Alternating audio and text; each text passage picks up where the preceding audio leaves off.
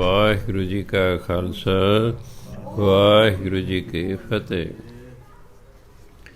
ਸ਼੍ਰੀ ਗੁਰੂ ਗ੍ਰੰਥ ਸਾਹਿਬ ਦੇ ਅੰਗ ਨੰਬਰ 66 ਤੇ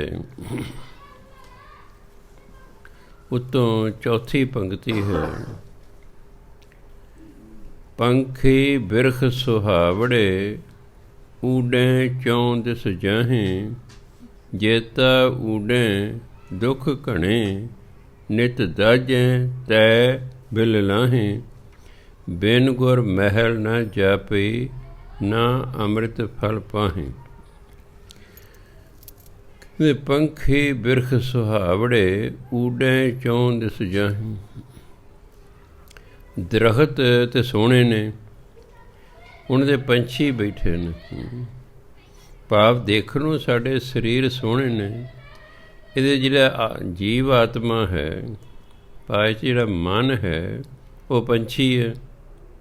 ਊਡੇ ਚੌਂ ਦਿਸ ਜਾਹੇ, ਇਹ ਜਿਹੜੇ ਪੰਛੀ ਨੇ ਇਹ ਚਾਰੇ ਦਿਸ਼ਾਵਾਂ 'ਚ ਉੜਦੇ ਫਿਰਦੇ ਨੇ। ਕਿਉਂਕਿ ਮਨੁੱਖ ਜਿਹੜਾ ਹੈ ਜਦੋਂ ਇੱਛਾਵਾਂ ਤ੍ਰਿਸ਼ਨਾਵਾਂ ਦੇ ਅਧੀਨ ਹੁੰਦਾ, ਫਿਰ ਇਹਦਾ ਮਨ ਭਟਕਦਾ ਰਹਿੰਦਾ, ਕਦੇ ਕਿਸੇ ਪਾਸੇ ਜਾਂਦਾ, ਕਦੇ ਕਿਸੇ ਪਾਸੇ ਜਾਂਦਾ ਹੈ। ਦੇਖਣ ਨੂੰ ਦਰਖਤ ਸੋਹਣੇ ਨੇ, ਪਰ ਜਿਹੜੇ ਪੰਛੀ ਉਸ ਦੇ ਵਿੱਚ ਬੈਠੇ ਨੇ ਉਹ ਚਾਰਾਂ ਦਿਸ਼ਾਵਾਂ 'ਚ ਉੜਦੇ ਫਿਰਦੇ ਰਹਿੰਦੇ ਨੇ। ਜੇ ਤਾਂ ਊਡੇ ਦੁੱਖ ਘਣੇ, ਜਿੰਨਾ ਵੀ ਉਹ ਇੱਧਰ ਉੱਧਰ ਉੜਦੇ ਨੇ ਉਨਾ ਹੀ ਦੁੱਖ ਜ਼ਿਆਦਾ ਹੈ। ਕਿਉਂਕਿ ਮਨ ਜਿੰਨਾ ਜ਼ਿਆਦਾ ਭਟਕੇਗਾ ਉਨਾ ਹੀ ਅਸੀਂ ਦੁਖੀ ਹੋਵਾਂਗੇ। ਜੇ ਮਨ ਨਹੀਂ ਭਟਕਦਾ ਤਾਂ ਫਿਰ ਆਪਾਂ ਸ਼ਾਂਤ ਰਹਿੰਦੇ, ਸੁਖੀ ਰਹਿੰਦੇ ਹਾਂ। ਮਨ ਸ਼ਾਂਤ ਹੋਵੇ ਆਪਾਂ ਸੁੱਖ ਮਹਿਸੂਸ ਕਰਦੇ। ਮਨ ਅਸ਼ਾਂਤ ਹੈ, ਭਟਕ ਰਿਹਾ ਹੈ, ਆਪਾਂ ਦੁੱਖ ਮਹਿਸੂਸ ਕਰਦੇ ਹਾਂ। ਇਸ ਲਈ ਇਹ ਮਨ ਜਿੰਨਾ ਜ਼ਿਆਦਾ ਇੱਧਰ ਨੂੰ ਉੜਦਾ ਅੜਦਾ ਹੈ ਉਨਾ ਹੀ ਦੁੱਖ ਜ਼ਿਆਦਾ ਹੈ। ਨਿਤ ਦਾਜੈ ਤੈ ਬਿਲ ਲਾਹੇ, ਦਾਜੈ ਦਾ ਸੜਨਾ, ਬਿਲ ਲਾਹੇ ਦਾ ਵਿਰਲਾਪ ਕਰਨਾ, ਰੋਣਾ ਪਿੱਟਣਾ। ਫਿਰ ਕਹਿੰਦੇ ਜਿੰਨੇ ਇਹ ਮਨ ਜ਼ਿਆਦਾ ਉੜਦੇ ਨੇ ਇੱਧਰ ਉੱਧਰ ਨੂੰ, ਉਨੇ ਹੀ ਇਹ ਸੜਦੇ ਨੇ ਅਤੇ ਦੁਖੀ ਹੁੰਦੇ ਨੇ।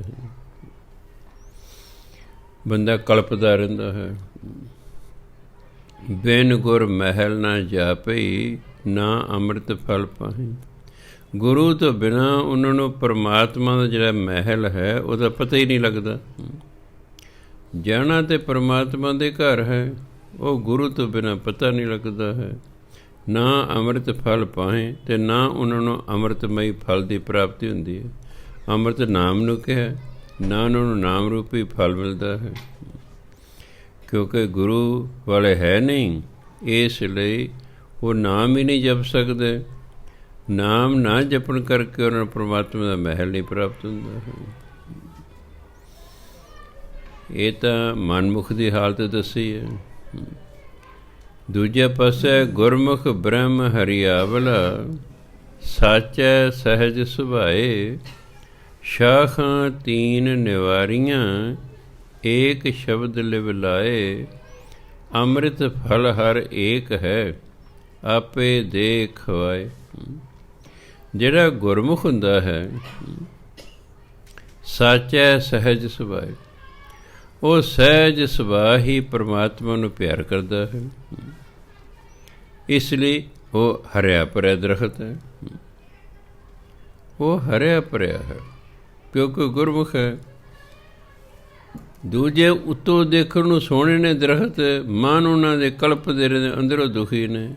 ਜਿਹੜਾ ਗੁਰਮੁਖ ਹੈ ਅਸਲ 'ਚ ਉਹ ਹਰਿਆ ਭਰਿਆ ਦਰਖਤ ਹੈ, ਕਿਉਂਕਿ ਪਰਮਾਤਮਾ ਨੂੰ ਸਹਿਜ ਸੁਭਾਅ ਪਿਆਰ ਕਰਦਾ ਰਹਿੰਦਾ ਹੈ। ਫਿਰ ਜਦੋਂ ਪਰਮਾਤਮਾ ਨੂੰ ਪਿਆਰ ਕਰਦਾ ਹੈ, ਨਾਮ ਜਪਦਾ, ਫਿਰ ਕੀ ਕਹਿੰਦੇ, ਸ਼ਾਖਾਂ ਤੀਨ ਨਿਵਾਰੀਆਂ। ਮਾਇਆ ਦੇ 3 ਗੁਣ ਨੇ, ਰਜੋ ਸਤੋ ਤਮ, ਉਹਨੂੰ 3 ਸ਼ਾਖਾਵਾਂ ਕਿਹਾ।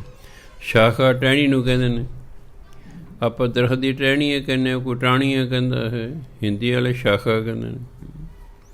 ਇਹ ਮਾਇਆ ਦੀਆਂ 3 ਸ਼ਾਖਾਵਾਂ ਨੇ, ਰਜੋ ਸਤੋ ਤਮ। ਜਿਹੜੇ ਗੁਰਮੁਖ ਹੁੰਦੇ ਨੇ ਏਕ ਸ਼ਬਦ ਲਿਵ ਲਾਏ, ਪਰਮਾਤਮਾ ਦੇ ਨਾਮ ਨਾਲ ਲਿਵ ਲਾ ਕੇ ਮਾਇਆ ਦੇ ਅੰਦਰੋਂ 3 ਗੁਣ ਹੀ ਖਤਮ ਕਰ ਲੈਂਦੇ ਨੇ। ਰਜੋ ਗੁਣ, ਤਮੋ ਗੁਣ, ਸਤੋ ਗੁਣ, 3 ਗੁਣ ਖਤਮ ਕਰ ਲੈਂਦੇ ਨੇ। ਮਾਇਆ ਦੇ ਤਿੰਨਾਂ ਗੁਣਾਂ ਤੋਂ ਉੱਪਰ ਫਿਰ ਜਿਹੜਾ ਹੈ ਬ੍ਰਹਮ ਗਿਆਨ ਦੀ ਅਵਸਥਾ ਹੁੰਦੀ ਹੈ।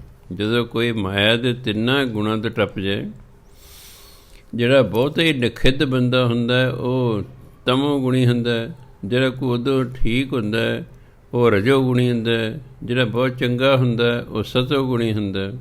ਉਹਦੇ ਉੱਪਰ ਫਿਰ ਬ੍ਰਹਮ ਗਿਆਨ ਦੀ ਅਵਸਥਾ, ਜਿਹਨੂੰ ਚੌਥਾ ਪਦ ਵੀ ਕਹਿੰਦੇ ਨੇ, ਤੁਰੀ ਅਵਸਥਾ ਵੀ ਕਹਿੰਦੇ ਨੇ, ਉਨਮਨੀ ਅਵਸਥਾ ਵੀ ਕਹਿੰਦੇ ਨੇ, ਬ੍ਰਹਮ ਗਿਆਨ ਦੀ ਅਵਸਥਾ ਵੀ ਕਹਿੰਦੇ ਨੇ। ਉਹ ਮਾਇਆ ਦੇ ਤਿੰਨਾਂ ਗੁਣਾਂ ਤੋਂ ਉੱਪਰ ਅਵਸਥਾ ਹੈ। ਉੱਥੇ ਜਾ ਕੇ ਮਨ ਫਿਰ ਅਡੋਲ ਹੋ ਜਾਂਦਾ।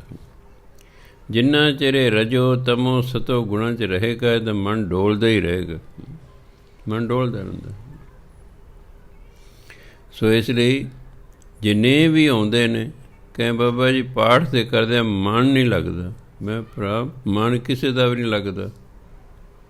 ਮੈਂ ਤਾਂ ਜਿੰਨਿਆਂ ਨੂੰ ਵੀ ਜਾਣਦਾ, ਜਿੰਨੇ ਵੀ ਧਰਮ ਜਿਹੜੇ ਨਾਮ ਜਪਣ ਵਾਲੇ ਮੈਨੂੰ ਬੰਦੇ ਅੱਜ ਤੱਕ ਮਿਲੇ ਨੇ, ਮੈਂ ਕਈਆਂ ਨੂੰ ਪੁੱਛਿਆ ਸੱਚੋ ਸੱਚ ਦੱਸੋ ਜੀ, ਕਹੇ ਨਾ ਜੀ ਬਾਬਾ ਜੀ ਮਨ ਕਦੇ ਕਿਤੇ ਚਲੇ ਜਾਂਦਾ, ਕਦੇ ਕਿਤੇ ਚਲੇ ਜਾਂਦਾ।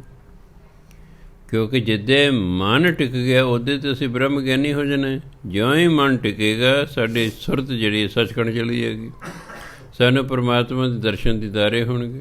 ਫਿਰ ਅਸੀਂ ਵਾਰੀ ਵਾਰੀ ਪਰਮਾਤਮਾ ਕੋਲ ਜਾਂਦੇ ਰਹਾਂਗੇ, ਫਿਰ ਉਹਦਾ ਗਿਆਨ ਸਾਨੂੰ ਹੋ ਜਾਏਗਾ। ਮਨ ਟਿਕਾਉਣ ਲਈ ਤਾਂ ਕਈ ਜਨਮ ਲੱਗ ਜਾਣੇ ਨੇ। ਜਿੱਦੇ ਮਨ ਟਿਕ ਉਹਦੇ ਤੇ ਸਾਡੀ ਗੱਲ ਬਣ ਜਾਣੀ ਹੈ। ਇਸ ਲਈ ਕਾਹਲੇ ਨਹੀਂ ਪੈਣਾ ਹੈਗਾ। ਸਾਡਾ ਕੰਮ ਹੈ ਭਜਨ ਬੰਦਗੀ ਕਰੀ ਜਾਣਾ ਬਸ। ਕਿਉਂਕਿ ਮਨ ਬਸ ਆਵੈ ਨਾਨਕਾ ਜੇ ਪੂਰਨ ਕਿਰਪਾ ਹੋਏ। ਜਦੋਂ ਗੁਰੂ ਜਾਂ ਪਰਮਾਤਮਾ ਦੀ ਕਿਰਪਾ ਹੁੰਦੀ ਹੈ, ਮਨ ਨੇ ਉਦੋਂ ਵਸ ਜਾਣਾ। ਸਾਡੇ ਵਸ ਦੀ ਗੱਲ ਨਹੀਂ ਇਹ। ਅਸੀਂ ਆਪਣੇ ਯਤਨਾਂ ਨਾਲ ਮਨ ਨੂੰ ਵਸ ਨਹੀਂ ਕਰ ਸਕਦੇ। ਇਸ ਲਈ ਇਸ ਪਾਸੇ ਜ਼ੋਰ ਲਾਉਣਾ ਹੀ ਫਜ਼ੂਲ ਹੈ। ਸਗੋਂ ਅਸੀਂ ਜ਼ਿਆਦਾ ਖਿਜਾਂਗੇ। ਜਿਵੇਂ ਕਿਸੇ ਬੰਦੇ ਨੂੰ ਨੀਂਦ ਨਹੀਂ ਆ ਰਹੀ, ਉਹ ਸੌਣ ਦੀ ਕੋਸ਼ਿਸ਼ ਕਰਦਾ, ਉਹਨੂੰ ਸਗੋਂ ਨਹੀਂ ਆਉਂਦੀ, ਉਹ ਖਿਜੀ ਜਾਂਦਾ। ਸਗੋਂ ਸੌਣ ਦੀ ਕੋਸ਼ਿਸ਼ ਹੀ ਨਾ ਕਰੋ, ਆਪੇ ਆ ਜਾਏਗੀ ਨੀਂਦ।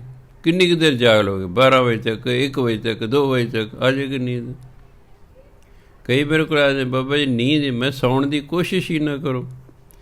ਤੁਸੀਂ ਸੌਣ ਦੀ ਕੋਸ਼ਿਸ਼ ਕਰਦੇ ਹੋ, ਤੁਹਾਨੂੰ ਨੀਂਦ ਨਹੀਂ ਆਉਂਦੀ, ਤੁਸੀਂ ਖਿੱਚਦੇ ਹੋ, ਸਗੋਂ ਨੀਂਦ ਨਹੀਂ ਆਉਂਦੀ। ਤੁਸੀਂ ਸੌਣ ਦੀ ਹੀ ਕੋਸ਼ਿਸ਼ ਨਾ ਕਰੋ।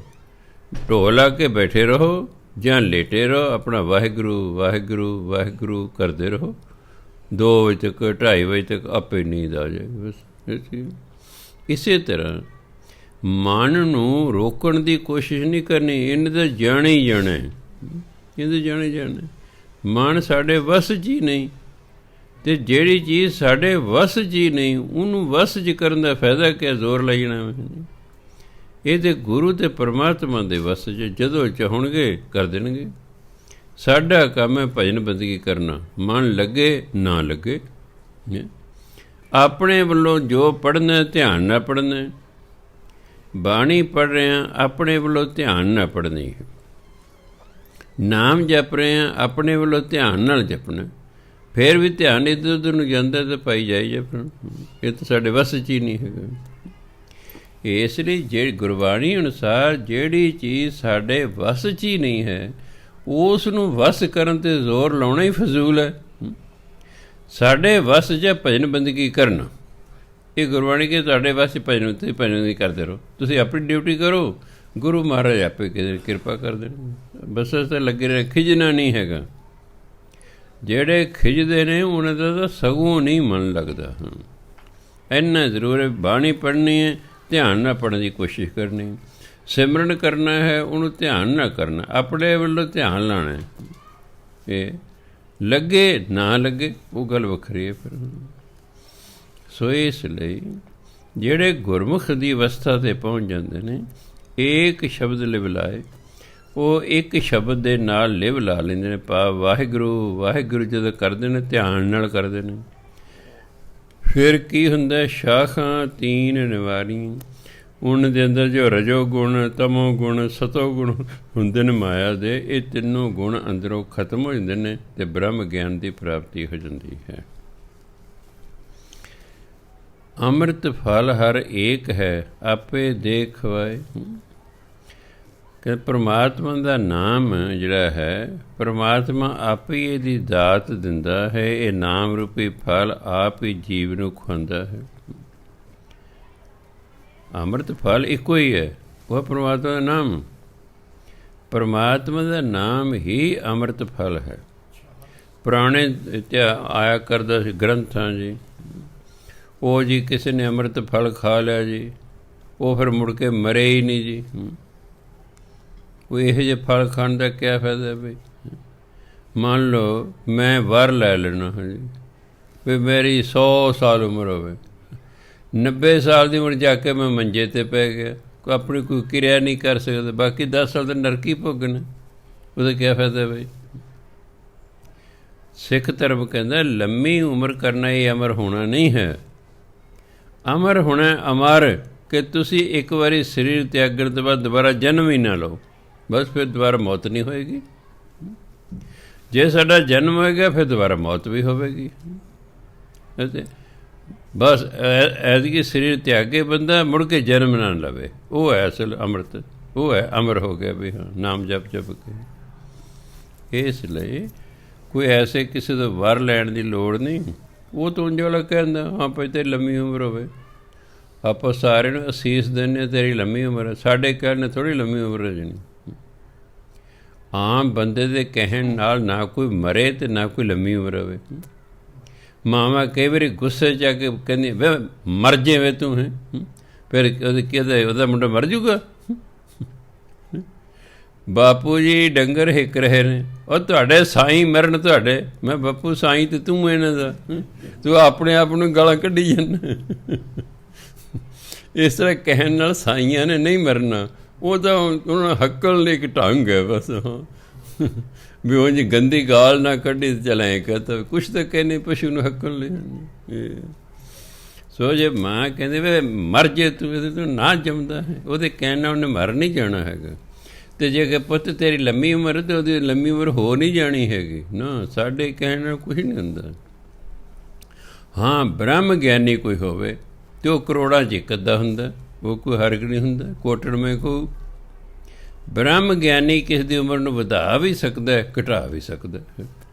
ਹੁਣ ਤਾਂ ਪਰਮਾਤਮਾ ਅਧਿਕਾਰ ਦਿੱਤਾ ਹੈ ਨਾ, ਪਰਮਾਤਮਾ ਨੇ ਆਪ ਜਿਹੜਾ ਹੈ ਅਧਿਕਾਰ ਦਿੱਤਾ ਭਗਤਾਂ ਨੂੰ, ਆਪਣੇ ਸੰਤਾਂ ਮਹਾਤਮਾ ਨੂੰ, ਕਿ ਤੁਸੀਂ ਮੇਰੀ ਲਿਖਤ ਨੂੰ ਬਦਲ ਸਕਦੇ ਹੋ। ਪਰਮਾਤਮਾ ਨੇ 50 ਸਾਲ ਲਿਖੀ ਹੈ, ਉਹ ਬ੍ਰਹਮ ਕੇ 60 ਸਾਲ 70 ਸਾਲ ਜਿੰਨੀ ਮਰਜ਼ੀ ਕਰ ਸਕਦਾ ਹੋ। ਹੁਣ ਗੁਰੂ ਗੋਬਿੰਦ ਸਿੰਘ ਮਹਾਰਾਜ ਬ੍ਰਹਮ ਗਿਆਨੀ ਸੀ, ਉਹਨਾਂ ਨੇ 7.25 ਸਾਲ ਮੇਰੀ ਘਰ ਵਾਲੀ ਦੀ ਉਮਰ ਵਧਾਤੀ ਸੀ। ਉਮਰ ਤਾਂ ਪੂਰੀ ਹੋ ਗਈ ਸੀ।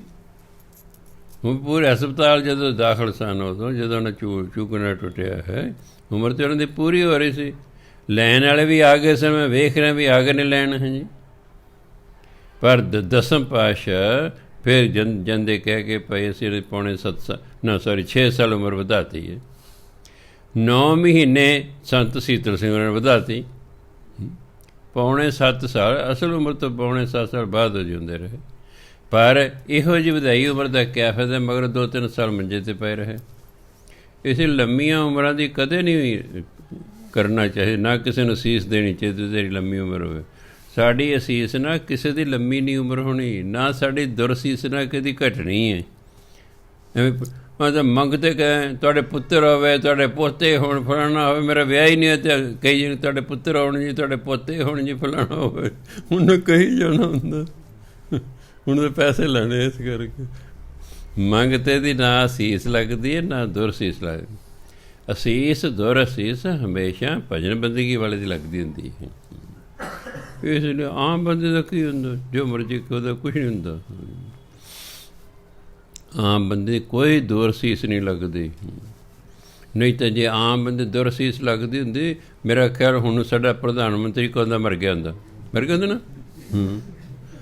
ਕਰੋੜਾਂ ਬੰਦੇ ਰੋਜ਼ ਦੁਰਸੀਸਾਂ ਦਿੰਦੇ ਨੇ ਕਿ ਨਹੀਂ ਮਿਲਦਾ। ਇਹ ਆਮ ਬੰਦੇ ਦੀ ਦੁਰਸੀਸਾਂ ਦਾ ਕੋਈ ਫਰਕ ਨਹੀਂ ਪੈਂਦਾ। ਹਾਂ ਆਮ ਬੰਦੇ ਦਾ ਵੋਟ ਨਾਲ ਪੱਠਾ ਬਿਠਾ ਸਕਦਾ ਅਗਲਾ ਬਸ। ਖੈਰ ਸੋ ਇਸ ਲਈ ਇਹ ਤਾਂ ਬ੍ਰਹਮ ਗਿਆਨੀ ਨੂੰ ਅਧਿਕਾਰ ਹੈ, ਜਿਹਨੇ ਬਹੁਤ ਭਜਨ ਬੰਦਗੀ ਹੁੰਦੀ ਹੈ, ਉਹਨਾਂ ਨੂੰ ਅਧਿਕਾਰ ਹੈ ਕਿ ਇਹਦੀ ਉਮਰ ਵਧਾਉਣ ਘਟਾਉਣ ਦਾ।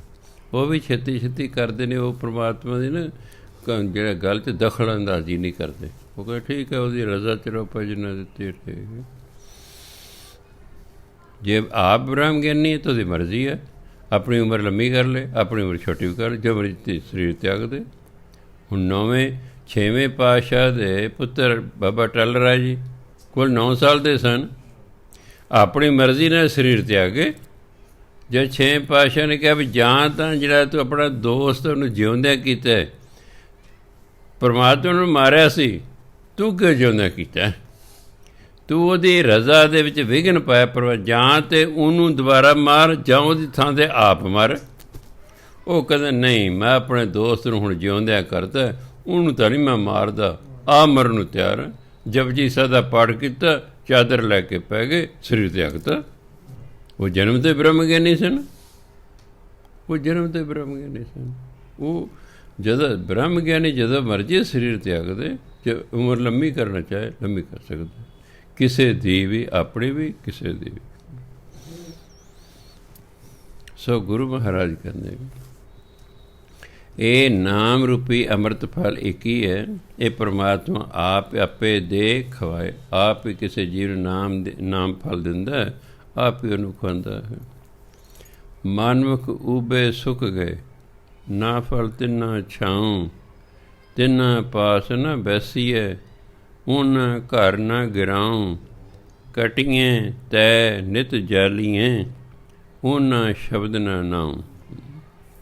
ਮਨਮੁਖ ਜਿਹੜੇ ਨੇ ਊਬੇ ਦੇ ਖੜੇ ਖੜੇ, ਮਨਮੁਖ ਊਬੇ ਸੁੱਕ ਗਏ। ਜਿਹੜੇ ਮਨਮੁਖ ਨੇ ਉਹ ਐਸੇ ਦਰਖਤਾਂ ਵਰਗੇ ਜਿਹੜੇ ਖੜੇ ਖੜੇ ਸੁੱਕ ਜਾਂਦੇ ਨੇ। ਬਹੁਤ ਸਾਰੇ ਦਰਖਤ ਨੇ, ਉਹਨਾਂ ਹੇਠ ਕੋਈ ਕੀੜਾ ਲੱਗ ਜਾਂਦਾ, ਕੋਈ ਸਿਉਂਕ ਲੈਂਦੇ, ਉਹ ਸੁੱਕ ਹੀ ਜਾਂਦੇ ਨੇ। ਹਾਂਜੀ, ਮਨਮੁਖ ਸੁੱਕੇ ਹੋਏ ਦਰਖਤਾਂ ਵਰਗੇ ਹਨ, ਨਾ ਫਲ ਤਿੰਨਾ ਛਾਂ, ਨਾ ਉਹਨਾਂ ਨੂੰ ਕੋਈ ਫਲ ਲੱਗਦਾ, ਨਾ ਹੀ ਉਹਨਾਂ ਦੀ ਛਾਂ ਹੁੰਦੀ, ਕਿਉਂਕਿ ਜੇ ਸੁੱਕ ਹੀ ਗਏ ਤਾਂ ਫਿਰ ਪੱਤਾ ਤਾਂ ਰਹਿਣਾ ਹੀ ਕੋਈ ਨਹੀਂ। ਸੋ ਕਹਿੰਦਾ ਆਪਾਂ ਜਿਹੜੇ ਮਨਮੁਖ ਨੇ ਉਹ ਆਪ ਵੀ ਦੁਖੀ ਨੇ, ਅਤੇ ਨਾ ਹੀ ਉਹਨਾਂ 'ਤੇ ਕਿਸੇ ਨੂੰ ਕੋਈ ਫਾਇਦਾ ਹੈ। ਜੇ ਉਹਨਾਂ ਦੀ ਛਾਂ ਹੋਵੇ, ਬੰਦਾ ਕੋਈ ਛਾਵੇਂ ਹੀ ਬਹਿ ਜਾਏ ਜੀ, ਕੋਈ ਫਲ ਲੱਗਾ ਉਹਦੇ ਅੰਦਰ ਕੋਈ ਫਲ ਹੀ ਖਾ ਲੈ ਜੀ, ਨਾ ਉਹਨਾਂ ਨੂੰ ਫਲ ਹੈ, ਨਾ ਉਹਨਾਂ ਨੂੰ ਛਾਂ ਹੈ। ਸੋ ਮਨਮੁਖ ਦਾ ਦੂਜਿਆਂ ਨੂੰ ਕੋਈ ਫਾਇਦਾ ਨਹੀਂ ਹੁੰਦਾ, ਉਹ ਆਪ ਹੀ ਸੁੱਕੇ ਹੋਏ ਦਰਖਤ ਹਨ। ਤਿੰਨਾਂ ਪਾਸ ਨਾ ਬੈਸੀਏ, ਉਹਨਾਂ ਘਰ ਨਾ ਗਿਰਾਉ। ਪਿੰਡ ਨੂੰ ਗਰਾਂ ਕਹਿੰਦੇ ਹੁੰਦੇ। ਤੁਹਾਡਾ ਕੀ ਗਰਾਂ ਜੀ, ਕਈ ਵਾਰੀ ਕਈ ਇਲਾਕਿਆਂ 'ਚ ਬੋਲਦੇ ਨੇ। ਤਿੰਨਾਂ ਪਾਸ ਨਾ ਬੈਸੀਏ, ਇਹਨਾਂ ਮਨਮੁਖਾਂ ਦੇ ਕੋਲ ਨਹੀਂ ਬਹਿਣਾ ਚਾਹੀਦਾ, ਕਿਉਂਕਿ ਉਹਨਾਂ ਘਰ ਨਾ ਗਿਰਾਉ। ਉਹਨਾਂ ਦਾ ਨਾ ਕੋਈ ਘਰ ਹੈ, ਨਾ ਕੋਈ ਪਿੰਡ ਹੈ, ਉਹਨਾਂ ਦਾ ਕੋਈ ਪੱਕਾ ਥੇ ਟਿਕਾਣੇ ਨਹੀਂ ਹੈ, ਉਹਨਾਂ ਨੇ ਇੱਥੇ ਸਦਾ ਰਹਿਣਾ ਹੀ ਨਹੀਂ ਹੈ, ਉਹਨੇ ਤਾਂ ਚਲੇ ਜਾਣਾ ਸੰਸਾਰ ਤੋਂ। ਇਸ ਲਈ ਉਹਨਾਂ ਦੇ ਕੋਲ ਬੈਠਣ ਦਾ ਕੋਈ ਫਾਇਦਾ ਹੀ ਨਹੀਂ ਹੈ। ਭਾਵ ਮਨਮੁਖਾਂ ਦੀ ਸੰਗਤ ਨਹੀਂ ਕਰਨੀ, ਉਸ ਤੋਂ ਤੁਹਾਨੂੰ ਕੋਈ ਫਾਇਦਾ ਨਹੀਂ ਹੋਏਗਾ। ਕਟੀਆਂ ਤੈ ਨਿਤ ਜਾਲੀਆਂ, ਉਹਨਾਂ ਸ਼ਬਦ ਨਾ ਨਾਮ। ਜਿਵੇਂ ਸੁੱਕੇ ਦਰਖਤ ਨੇ, ਉਹਨਾਂ ਨੂੰ ਕੱਟ ਲਿਆ ਜਾਂਦਾ ਹੈ, ਉਹਨੂੰ ਸਾੜ ਦਿੱਤਾ ਜਾਂਦਾ ਹੈ। ਇਸੇ ਤਰ੍ਹਾਂ ਜਿਹੜੇ ਮਨਮੁਖ ਨੇ, ਉਹਨਾਂ ਕੋਲ ਨਾ ਕੋਈ ਸ਼ਬਦ ਹੈ, ਨਾ ਬਾਣੀ ਹੈ, ਨਾ ਨਾਮ, ਨਾ ਕੋਈ ਪਰਮਾਤਮਾ ਦਾ ਨਾਮ ਹੈ। ਇਸ ਲਈ ਉਹ ਰੋਜ਼ ਦੁਖੀ ਹੁੰਦੇ ਰਹਿੰਦੇ ਹਨ। ਮਨਮੁਖ ਬੰਦਾ ਹਮੇਸ਼ਾ ਦੁਖੀ ਰਹਿੰਦਾ ਹੈ। ਇਹ ਤਾਂ ਗੁਰਮੁਖ ਹੈ, ਥੋੜ੍ਹਾ ਕੁਛ ਹੋਣ ਦੇ ਬਾਵਜੂਦ ਵੀ ਸੁਖੀ ਰਹਿੰਦਾ ਹੈ। ਮਨਮੁਖ ਕੋਲੇ ਅਰਬਾਂ ਖਰਬਾਂ ਹੋਣ, ਉਹ ਫਿਰ ਵੀ ਅਸੰਤੁਸ਼ਟ ਹੈ। ਗੁਰਮੁਖ ਕੋਲੇ ਭਾਵੇਂ 10 ਪੈਸੇ ਹੋਣ, ਉਹ ਤਾਂ ਵੀ ਸੰਤੁਸ਼ਟ ਹੈ, ਉਹ ਤਾਂ ਵੀ ਸੰਤੁਸ਼ਟ ਹੁੰਦਾ। ਗੁਰਮੁਖ ਦੀ ਨਿਸ਼ਾਨੀ ਹੀ ਇਹੀ ਹੁੰਦੀ ਹੈ। ਭਾਈ ਰਘਬੀਰ ਸਿੰਘ ਜੀ ਵੀਰ ਕਲਕੱਤੇ ਦੇ ਮਹਾਂਪੁਰਖ ਹੋਏ ਨੇ। ਉਹ ਪ੍ਰੋਫੈਸਰ ਵੀ ਸਨ ਇੰਗਲਿਸ਼ ਦੇ। ਕਹਿੰਦੇ ਮੈਂ ਸੂਟ ਸਾਟ ਪਾਇਆ, ਸਰਦੀ ਦੇ ਮੌਸਮ, ਟਾਈ ਟੋਈ ਲਾਈ ਹੋਈ ਹੈ, ਬਾਜ਼ਾਰ 'ਚ ਜਾ ਰਿਹਾ। ਅੱਗੇ ਇੱਕ ਮਹਾਤਮਾ ਬੈਠਾ ਮੰਗਤੇ ਦੇ ਰੂਪ 'ਚ। ਮੈਨੂੰ ਕਹਿੰਦੇ 2 ਪੈਸੇ ਦੇ ਦਿਓ। ਇਹ ਬੜੇ ਜ਼ਮਾਨੇ ਦੀ ਗੱਲ ਹੈ। ਕਹਿੰਦੇ ਮੈਨੂੰ 2 ਪੈਸੇ ਦੇ ਦੇ। ਕਹਿੰਦਾ ਮੈਂ ਸੋਚਿਆ ਦੇਖਦਾ ਕੀ ਕਰਦਾ ਇਹ। ਉਹਨੇ 2 ਪੈਸੇ ਲਏ, ਸਾਹਮਣੇ ਹੋਟਲ 'ਤੇ ਚਲੇ ਗਏ। ਹੋਟਲ ਵਾਲਿਆਂ ਨੇ ਉਹਨੂੰ 1 ਰੋਟੀ ਦਿੱਤੀ ਹੈ, ਨਾ 2 ਰੋਟੀਆਂ ਦਿੱਤੀਆਂ, ਉੱਤੇ ਦਾਲ ਜਾਂ ਸਬਜ਼ੀ ਰੱਖਤੀ। ਉਹ ਉਸੇ ਥਾਂ 'ਤੇ ਹੀ ਆ ਕੇ ਉਹਨੇ ਖਾ ਲਈ ਹੈ। ਮੈਂ ਅੱਗੇ ਚਲੇ ਗਏ। ਅਗਲੇ ਦਿਨ ਕੁਦਰਤੀ ਫਿਰ ਉੱਥੇ ਬੈਠਾ ਅਤੇ ਮੈਂ ਲੰਘਿਆ, ਮੈਨੂੰ ਕਹਿੰਦਾ ਜੀ 2 ਪੈਸੇ ਦਿਓ। ਮੈਂ ਉਹਨੂੰ 4 ਪੈਸੇ ਦਿੱਤੇ। ਉਹਨੇ ਮੇਰੇ 2 ਪੈਸੇ ਸੁੱਟਤੇ। ਕਹਿੰਦੇ ਮੈਨੂੰ ਤੁਸੀਂ 4 ਪੈਸੇ ਕਿਉਂ ਦਿੱਤੇ? ਮੈਂ ਤੈਨੂੰ 2 ਪੈਸੇ ਮੰਗੇ ਸੀ। ਕਹਿੰਦਾ ਮੈਂ ਕਿਹਾ ਵੀ ਕੱਲ੍ਹ ਨੂੰ ਕੰਮ ਆਉਣਗੇ। ਕਹਿੰਦਾ ਮੇਰੇ ਵੱਲ ਵੇਖਦਾ, ਕੌੜੀ ਅੱਖਾਂ ਕੱਢ ਕੇ ਸਿੱਧੇ ਹੀ ਕਹਿੰਦਾ ਆ ਮੂਰਖਾ। ਉਹ ਮੁਸਲਮਾਨ ਫਕੀਰ ਸੀ ਕੋਈ, ਉਰਦੂ 'ਚ ਬੋਲਿਆ ਆ ਮੂਰਖਾ ਕਿਆ ਤੁਮ ਸਮਝਦੇ ਹੋ ਕੱਲ੍ਹ ਕੋ ਅੱਲਾ ਮਰ ਜਾਏਗਾ? ਜਿਸ ਅੱਲਾ ਨੇ ਮੈਨੂੰ ਅੱਜ 2 ਪੈਸੇ ਦਿੱਤੇ ਕੱਲ੍ਹ ਨੂੰ ਦੇਵੇਗਾ। ਕਹਿੰਦੇ ਕਿਆ ਤੁਮ ਸੋਚਦੇ ਹੋ ਕੱਲ੍ਹ ਕੋ ਅੱਲਾ ਮਰ ਜਾਏਗਾ? ਕਹਿੰਦਾ ਮੈਂ ਹੱਕਾ ਬੱਕਾ ਰਹਿ ਗਿਆ, ਮੇਰੀ ਇੰਨੀ ਕਮਾਈ ਦੇ ਬਾਵਜੂਦ ਮੈਂ ਇੱਥੇ ਨਹੀਂ ਪਹੁੰਚਿਆ। ਇਹ ਬੰਦਾ ਮੰਗਤੇ ਦੇ ਰੂਪ 'ਚ ਵੀ ਪਹੁੰਚਿਆ ਹੈ। ਇਹਨੂੰ ਕਹਿੰਦੇ ਗੁਰਮੁਖ। ਇੰਨਾ ਵਿਸ਼ਵਾਸ ਹੈ ਕਿ ਜਿਹੜਾ ਅੱਲਾ ਅੱਜ 2 ਪੈਸੇ ਦੇ ਰਿਹਾ ਇਹ ਕੱਲ੍ਹ ਨੂੰ ਵੀ ਦੇਵੇਗਾ। ਇਸ ਲਈ ਸੰਤੁਸ਼ਟ ਹੈ। ਸਾਨੂੰ 10-15 ਸਾਲਾਂ ਦਾ ਫਿਕਰ ਲੱਗਾ ਰਹਿੰਦਾ ਹੈ ਵੀ ਬੁਢਾਪਾ ਆਊਗਾ, ਸਾਡੇ ਕੋਲ ਪੈਸਾ ਕੋਲ ਹੋਣਾ ਚਾਹੀਦਾ ਹੈ, ਬੁਢਾਪੇ ਸਾਡਾ ਕੀ ਬਣੇਗਾ, ਸਾਨੂੰ ਪਤਾ ਨਹੀਂ ਕੋਈ ਸਾਂਭੇਗਾ ਕਿ ਨਹੀਂ ਸਾਂਭੇਗਾ। ਇਹ ਜਵਾਕ ਫੌਰਨ ਨੂੰ ਜਾ ਰਹੇ ਨੇ, ਬੱਚੇ ਫੌਰਨ ਚਲੇ ਗਏ। ਇਹਨੇ ਕਹਿੰਦੇ ਬਾਪੂ ਤੂੰ ਵੀ ਉੱਥੇ ਆ ਜਾ। ਉੱਥੇ ਜੇ ਮੇਰੀ ਨੂੰਹ ਨੇ ਮੈਨੂੰ ਸਾਂਭਿਆ ਨਾ ਤਾਂ ਫਿਰ ਪੁੱਤ ਕੀ ਕਰੇਗਾ? ਮੈਂ ਤਾਂ ਸੋਚੀ ਜਾਂਦਾ ਫਿਰ ਹੈ ਵੀ ਠੀਕ। ਮੁੰਡਾ ਮਾਂ ਪਿਓ ਦੀ ਸੇਵਾ ਕਰਨ ਨੂੰ ਤਿਆਰ ਹੁੰਦਾ ਹੈ, ਪਰ ਕਈ ਵਾਰੀ ਦੀ ਘਰ ਵਾਲੀ ਨਹੀਂ ਕਰਦੀ। ਫਿਰ ਕਿਵੇਂ ਮਾਂ ਪਿਓ ਨੇ ਆਪਣੇ ਕੋਲ ਰੱਖੇਗਾ? ਉੱਥੇ ਕਹਿੰਦੇ ਨੇ ਸੱਪ ਦੇ ਮੂੰਹ 'ਚ ਕੋੜ ਕਿਰਲੀ, ਖਾਏ ਤਾਂ ਨਾ ਛੱਡੇ ਤਾਂ ਕੋੜੀ। ਜੇ ਮਾਂ ਪਿਓ ਨੂੰ ਰੱਖਦਾ ਹੈ ਤਾਂ ਵੀ ਔਖਾ ਹੈ, ਜੇ ਨਹੀਂ ਰੱਖਦਾ ਤਾਂ ਵੀ ਔਖਾ ਹੈ। ਰੱਖਦਾ ਹੈ ਤਾਂ ਘਰ ਵਾਲੀ ਸਿਹਤ ਦਾ ਤਕਲਾ ਗੱਡੀ ਰੱਖਦੀ ਘਰ 'ਚ, ਨਹੀਂ ਰੱਖਦਾ ਅਤੇ ਮਾਂ ਪਿਓ ਵਿਚਾਰੇ ਦੁਖੀ ਹੁੰਦੇ ਨੇ ਵੀ ਚੰਗਾ ਸਾਡਾ ਪੁੱਤਰ ਸਾਨੂੰ ਬੁਢਾਪੇ 'ਚ ਪਾਲਦਾ ਨਹੀਂ ਹੈ। ਬੜੀ ਅਜੀਬ ਸਥਿਤੀ ਮੈਂ ਪਰ ਕਈ ਪਰਿਵਾਰਾਂ ਦੀ ਦੇਖੀ ਹੈ। ਫਿਰ ਕਈ ਵਾਰੀ ਮਾਂ ਪਿਓ ਕਹਿੰਦੇ ਪੁੱਤ ਤੂੰ ਸਾਡਾ ਛੱਡ ਖਿਆਲ, ਤੂੰ ਆਪਣਾ ਘਰ ਵਸਾ ਲੈ, ਸਾਡੇ ਪਿੱਛੇ ਕਾਹਨੂੰ ਧੋਖਾ ਹੋਣਾ, ਕੀ ਹੋਰ ਕੀ ਕਹਿਣ। ਬੜੀ ਅਜੀਬ ਸਥਿਤੀ ਹੋ ਜਾਂਦੀ ਹੈ ਅੱਜ ਕੱਲ੍ਹ। ਤੁਹਾਡੇ ਬੱਚਿਆਂ ਨੂੰ ਤੁਸੀਂ ਬੜੇ ਪਿਆਰ ਨਾਲ ਭੇਜ ਰਹੇ ਹੋ ਬਾਹਰ ਨੂੰ, ਬੜੇ ਖੁਸ਼ ਹੁੰਦੇ, ਹਾਂ ਸਾਡੇ ਮੁੰਡੇ ਦਾ ਲੱਗ ਗਿਆ ਜੀ। ਬੁਢਾਪੇ ਪਤਾ ਲੱਗੂ ਜੋ ਨਾਨੀ ਯਾਦ ਹੈਗੀ, ਕੋਈ ਸਾਂਭਣ ਵਾਲੇ ਕੋਈ ਨਾ ਹੋਇਆ, ਉਦੋਂ ਪਤਾ ਲੱਗੂ ਵੀ ਹਾਂ ਅਸੀਂ ਤਾਂ ਬੜੇ ਚਾਅ ਨਾਲ ਤੋਰਿਆ ਸੀ। ਉਹਨਾਂ ਕੋਲ ਮਹੀਨਾ 2 ਮਹੀਨੇ ਕਰਦੇ ਟੈਲੀਫੋਨ, ਮਗਰੋਂ ਫਿਰ ਨਹੀਂ ਇਹ ਮੰਮਾ ਮੈਨੂੰ ਤਾਂ ਕੰਮ ਬੜਾ, ਬਸ ਫਿਰ 7 ਦਿਨਾਂ ਬਾਅਦ ਟੈਲੀਫੋਨ, ਫਿਰ ਮਹੀਨੇ ਬਾਅਦ ਟੈਲੀਫੋਨ। ਉਹਦਾ ਆਪਣਾ ਪਰਿਵਾਰ ਹੋ ਜਾਂਦਾ। ਜੋ ਲੜਕੀ ਵਿਆਹੀ ਆਉਂਦੀ ਹੈ ਕਿ ਛੇਤੀ ਗੇੜਾ ਲਾਉਂਦੀ ਪੇਕੇ ਘਰ, ਜਦ ਬਾਲ ਬੱਚੇ ਲੈ ਜਾਂਦੀ ਫਿਰ ਕਦੇ ਜਾਂਦੀ ਹੈ, ਸਾਲ ਬਾਅਦ 6 ਮਹੀਨੇ ਜਾਂਦੀ ਕਿ ਨਹੀਂ, ਅਤੇ ਕਈ ਵਾਰੀ ਕਈ ਸਾਲ ਬੀਤ ਜਾਂਦੇ ਗਿਆ ਹੋਇਆ। ਕਿਉਂ? ਆਪਣਾ ਹੋ ਗਿਆ ਹੈ। ਇਸ ਲਈ ਫਿਰ ਉਹ ਗੱਲ ਨਹੀਂ ਰਹਿੰਦੀ। ਜੋ ਕੁਆਰਾ ਬੱਚਾ ਮਾਂ ਪਿਓ ਦੀ ਸੇਵਾ ਕਰਦਾ ਉਹ ਵਿਆਹੇ ਲਈ ਬੜਾ ਔਖਾ ਹੋ ਜਾਂਦਾ, ਕਿਉਂ ਫਿਰ ਉਹ ਇਕੱਲੇ ਦੀ ਨਹੀਂ ਚੱਲੇਗੀ, ਉਹ ਨਾਲ ਦੂਜੇ ਦੀ ਵੀ ਗੱਲ ਬਣਨੀ ਪਏਗੀ। ਚਲੋ ਖੈਰ, ਗੁਰਮੁਖ ਜਿਹੜਾ ਹੁੰਦਾ ਉਹ ਇਸ ਚੀਜ਼ ਦੀ ਚਿੰਤਾ ਨਹੀਂ ਕਰਦਾ। ਜਿਵੇਂ ਮੈਂ ਹੁਣ ਸਾਰੀ ਚਿੰਤਾ ਦੱਸੀ ਆਮ ਬੰਦੇ ਦੀ, ਜਿਹੜੇ ਅਸਲੀ ਤੌਰ 'ਤੇ ਗੁਰਮੁਖ ਹੁੰਦੇ ਨੇ। ਇੱਕ ਤਾਂ ਅਸੀਂ ਭਜਨ ਬੰਦਗੀ ਕਰਦੇ ਹਾਂ, ਅਸੀਂ ਅਜੇ ਗੁਰਮੁਖ ਨਹੀਂ ਹੋਏ। ਠੀਕ ਹੈ, ਭਜਨ ਬੰਦਗੀ ਕਰਦੇ ਹਾਂ, ਅਸੀਂ ਨਾਸਤਕ ਨਹੀਂ, ਅਸੀਂ ਆਸਤਕ ਹਾਂ, ਪਰ ਅਜੇ ਅਸੀਂ ਗੁਰਮੁਖ ਨਹੀਂ ਹੋਏ। ਗੁਰਮੁਖ ਤਾਂ ਰੱਬ ਦੀ ਕੀਤੀ ਤੇ ਕੋਈ ਕਿੰਤੂ ਪਰੰਤੂ ਹੀ ਨਹੀਂ ਕਰਦਾ। ਇੱਕ ਗੱਲ ਅਤੇ ਕੱਲ੍ਹ ਦੀ ਚਿੰਤਾ ਨਹੀਂ ਕਰਦਾ। ਜਿਹਨੂੰ ਕੱਲ੍ਹ ਦੀ ਚਿੰਤਾ ਹੈ ਉਹ ਅਜੇ ਗੁਰਮੁਖ ਨਹੀਂ ਬਣਿਆ, ਭਾਵੇਂ ਭਜਨ ਬੰਦਗੀ ਕਿੰਨੀ ਹੀ ਕਰਦਾ ਹੈ, ਭਾਵੇਂ ਭਜਨ ਦੀ ਕਿੰਨੀ ਹੀ ਕਰਦਾ ਹੈ, ਉਹ ਕੱਲ੍ਹ ਦੀ ਚਿੰਤਾ ਨਹੀਂ ਕਰਦਾ। ਦੂਸਰਾ ਜਿਹੜਾ ਉਹਨੂੰ ਕੱਲ੍ਹ ਦੀ ਚਿੰਤਾ ਲੱਗੀ ਰਹਿੰਦੀ। ਗੁਰਮੁਖ ਦੀ ਨਿਸ਼ਾਨੀ ਆਹੀ ਹੁੰਦੀ ਹੈ, ਉਹ ਜੋ ਕੁਛ ਉਹਦੇ ਕੋਲ ਹੈ ਉਸੇ ਨਾਲ ਸੰਤੁਸ਼ਟ ਹੈ, ਪਹਿਲੀ ਗੱਲ ਹੈ। ਨੰਬਰ 2, ਉਹ ਕੱਲ੍ਹ ਦੀ ਚਿੰਤਾ ਨਹੀਂ ਕਰਦਾ। ਉਹਨੂੰ ਪਰਮਾਤਮਾ 'ਤੇ 100% ਵਿਸ਼ਵਾਸ ਹੁੰਦਾ ਹੈ, ਉਸ ਮੁਸਲਮਾਨ ਵਾਂਗੂ। ਕਹਿੰਦਾ ਕਿਆ ਤੁਮ ਸੋਚਦੇ ਹੋ जिस अल्लाह ने आज मुझे 2 पैसे दिए कल को वो मर जाएगा, कल को नहीं देगा। इन्ना ਇਹਨੂੰ ਕਹਿੰਦੇ ਗੁਰਮੁਖ। ਅਤੇ ਉਹ ਤਾਂ ਉਹਨੂੰ ਤਾਂ 2 ਦਿਨਾਂ ਲਈ ਪੈਸੇ ਦਿੱਤੇ ਸੀ ਨਾ, ਆਨਾ ਦਿੱਤਾ ਸੀ। ਸਾਨੂੰ ਤਾਂ 15-20 ਸਾਲਾਂ ਲਈ ਚਾਹੀਦੇ ਨੇ। ਅਜੇ ਪਤਾ ਨਹੀਂ ਕਿੰਨਾ ਜਿਉਣਾ, ਸਾਨੂੰ ਤਾਂ ਉਨੇ ਸਮੇਂ ਲਈ ਚਾਹੀਦੇ ਨੇ। ਇਹ ਤਾਂ ਉਨੇ ਸਮੇਂ ਦੀ ਸਕੀਮ ਬਣਾਈ ਹੋਈ ਹੈ ਨਾ ਵੀ ਹਾਂ ਵੀ ਰਿਟਾਇਰ ਹੋ ਜਾਵਾਂਗੇ, ਫਿਰ ਪੈਸਾ ਕੋਲ ਚਾਹੀਦਾ ਤਾਂ ਹੀ ਰੋਟੀ ਖਾਵਾਂਗੇ। ਕਿੰਨਾ ਫਿਕਰ ਹੁੰਦਾ ਬੰਦੇ ਨੂੰ। ਪਰ ਚਲੋ ਇਸ ਪਾਸੇ ਲੱਗੇ ਰਹਿਣਾ ਹੈ। ਗੁਰਮੁਖ ਤਾਂ ਕਿਸੇ ਵਿਰਲੇ ਟਾਵੇਂ ਨੇ ਬਣਨਾ ਨਾ, ਪਰ ਉਦੇਸ਼ ਗੁਰਮੁਖ ਬਣੇ। ਖਹਿੜਾ ਜੰਮਣ ਮਰਨ ਤੋਂ ਖਹਿੜਾ ਸਾਡਾ ਉਦੋਂ ਹੀ ਛੁੱਟਣਾ ਜਦੋਂ ਅਸੀਂ ਗੁਰਮੁਖ ਹੋ ਜਾਵਾਂਗੇ।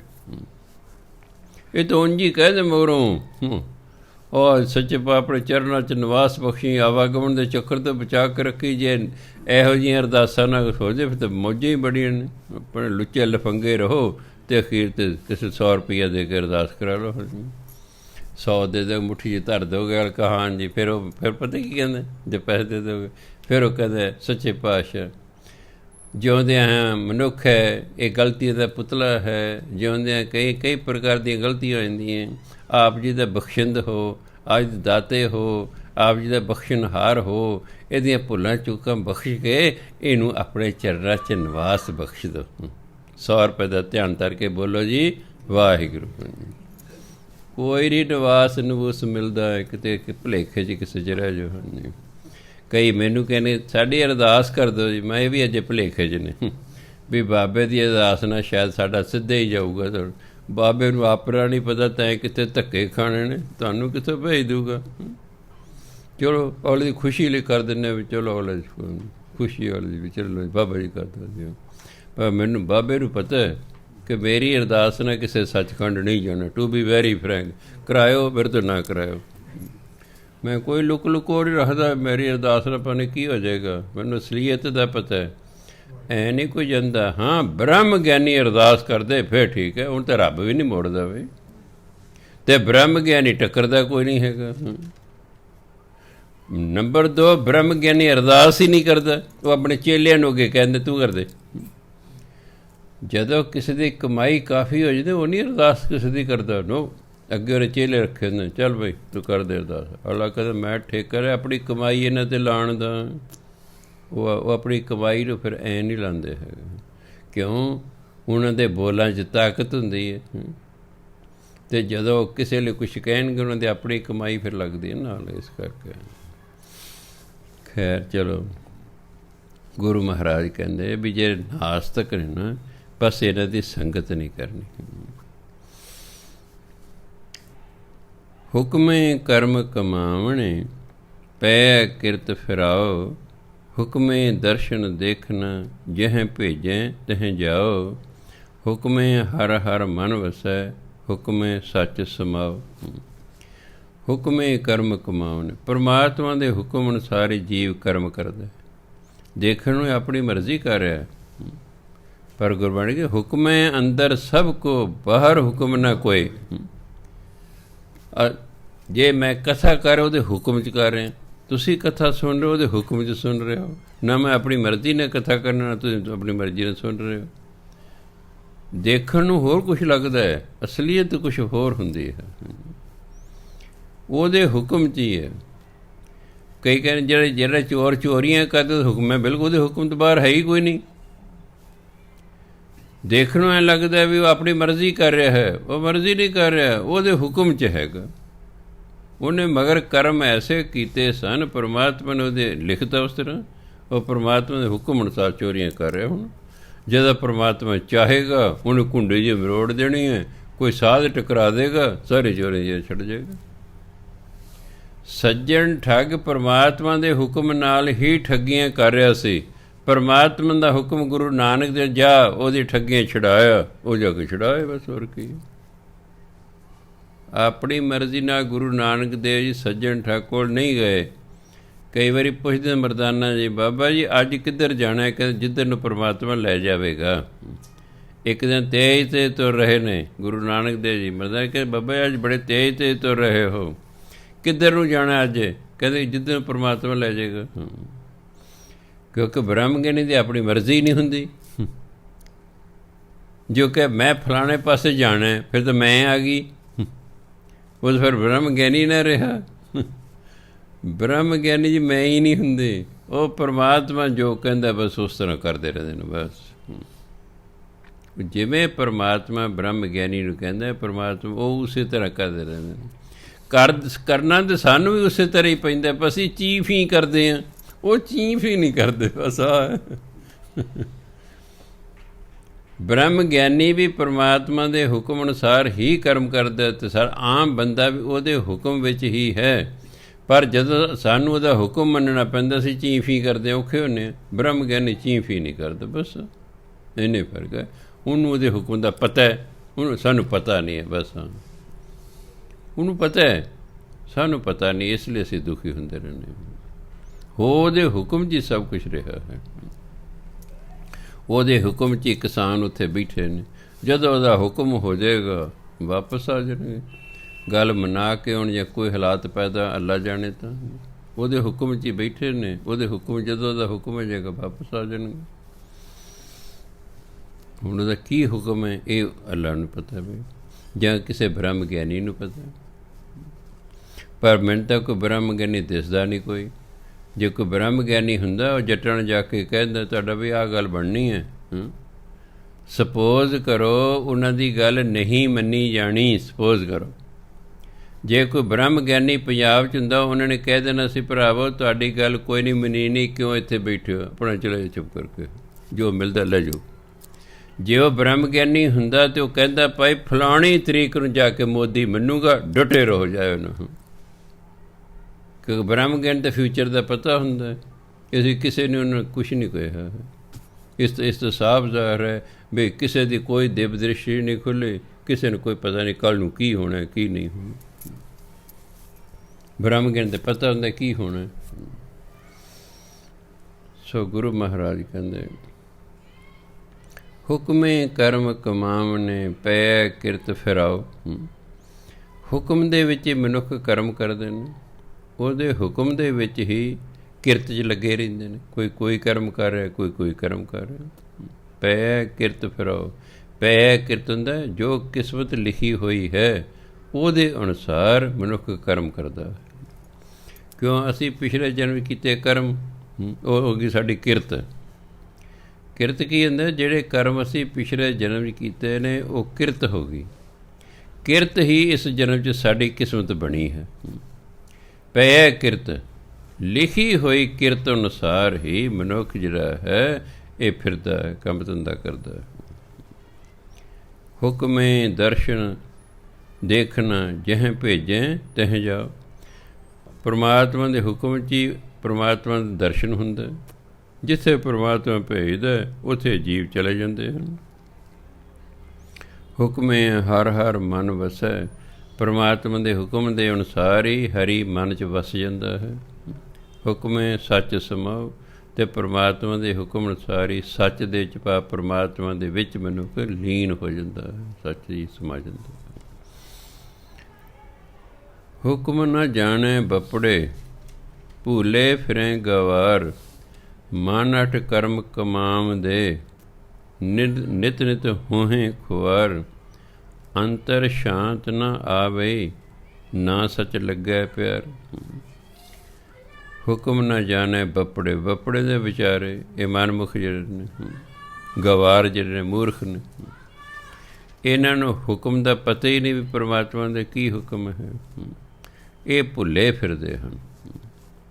ਇਹ ਵਿਚਾਰੇ ਗੰਵਾਰ ਨੇ, ਅਗਿਆਨੀ ਨੇ।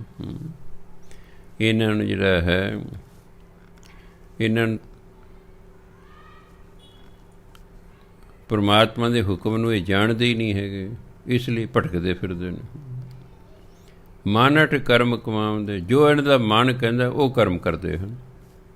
ਇਹ ਗੁਰਬਾਣੀ ਅਨੁਸਾਰ ਨਹੀਂ। ਗੁਰਬਾਣੀ ਅਨੁਸਾਰ ਜਿਹੜਾ ਕਰਮ ਕਰੇਗਾ ਤਾਂ ਗੁਰਮੁਖ ਹੋਏਗਾ। ਅਸੀਂ ਕੁਝ ਕਰਮ ਤਾਂ ਗੁਰਬਾਣੀ ਅਨੁਸਾਰ ਕਰਦੇ ਹਾਂ, ਕੁਝ ਕਰਮ ਆਪਣੀ ਮਰਜ਼ੀ ਅਨੁਸਾਰ ਕਰਦੇ ਹਾਂ। ਅਸਲੀ ਅਸੀਂ ਅੱਧੇ ਮਨਮੁਖ ਹਾਂ, ਅੱਧੇ ਗੁਰਮੁਖ ਹਾਂ। ਜਦੋਂ ਸਾਡਾ ਹਰ ਇੱਕ ਕਰਮ ਗੁਰਬਾਣੀ ਅਨੁਸਾਰ ਹੋ ਜਾਏਗਾ, ਉਹਦੇ ਅਸੀਂ ਗੁਰਮੁਖ ਹੋਵਾਂਗੇ।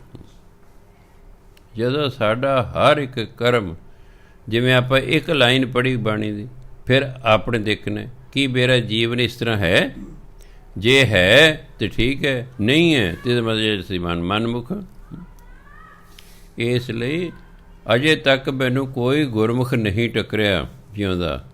ਜਿਹੜੇ ਸਵਰਗਵਾਸ ਹੋ ਗਏ ਨੇ ਉਹਨਾਂ ਦਾ ਆਪਾਂ ਨੂੰ ਪਤਾ ਨਹੀਂ ਹੈਗਾ।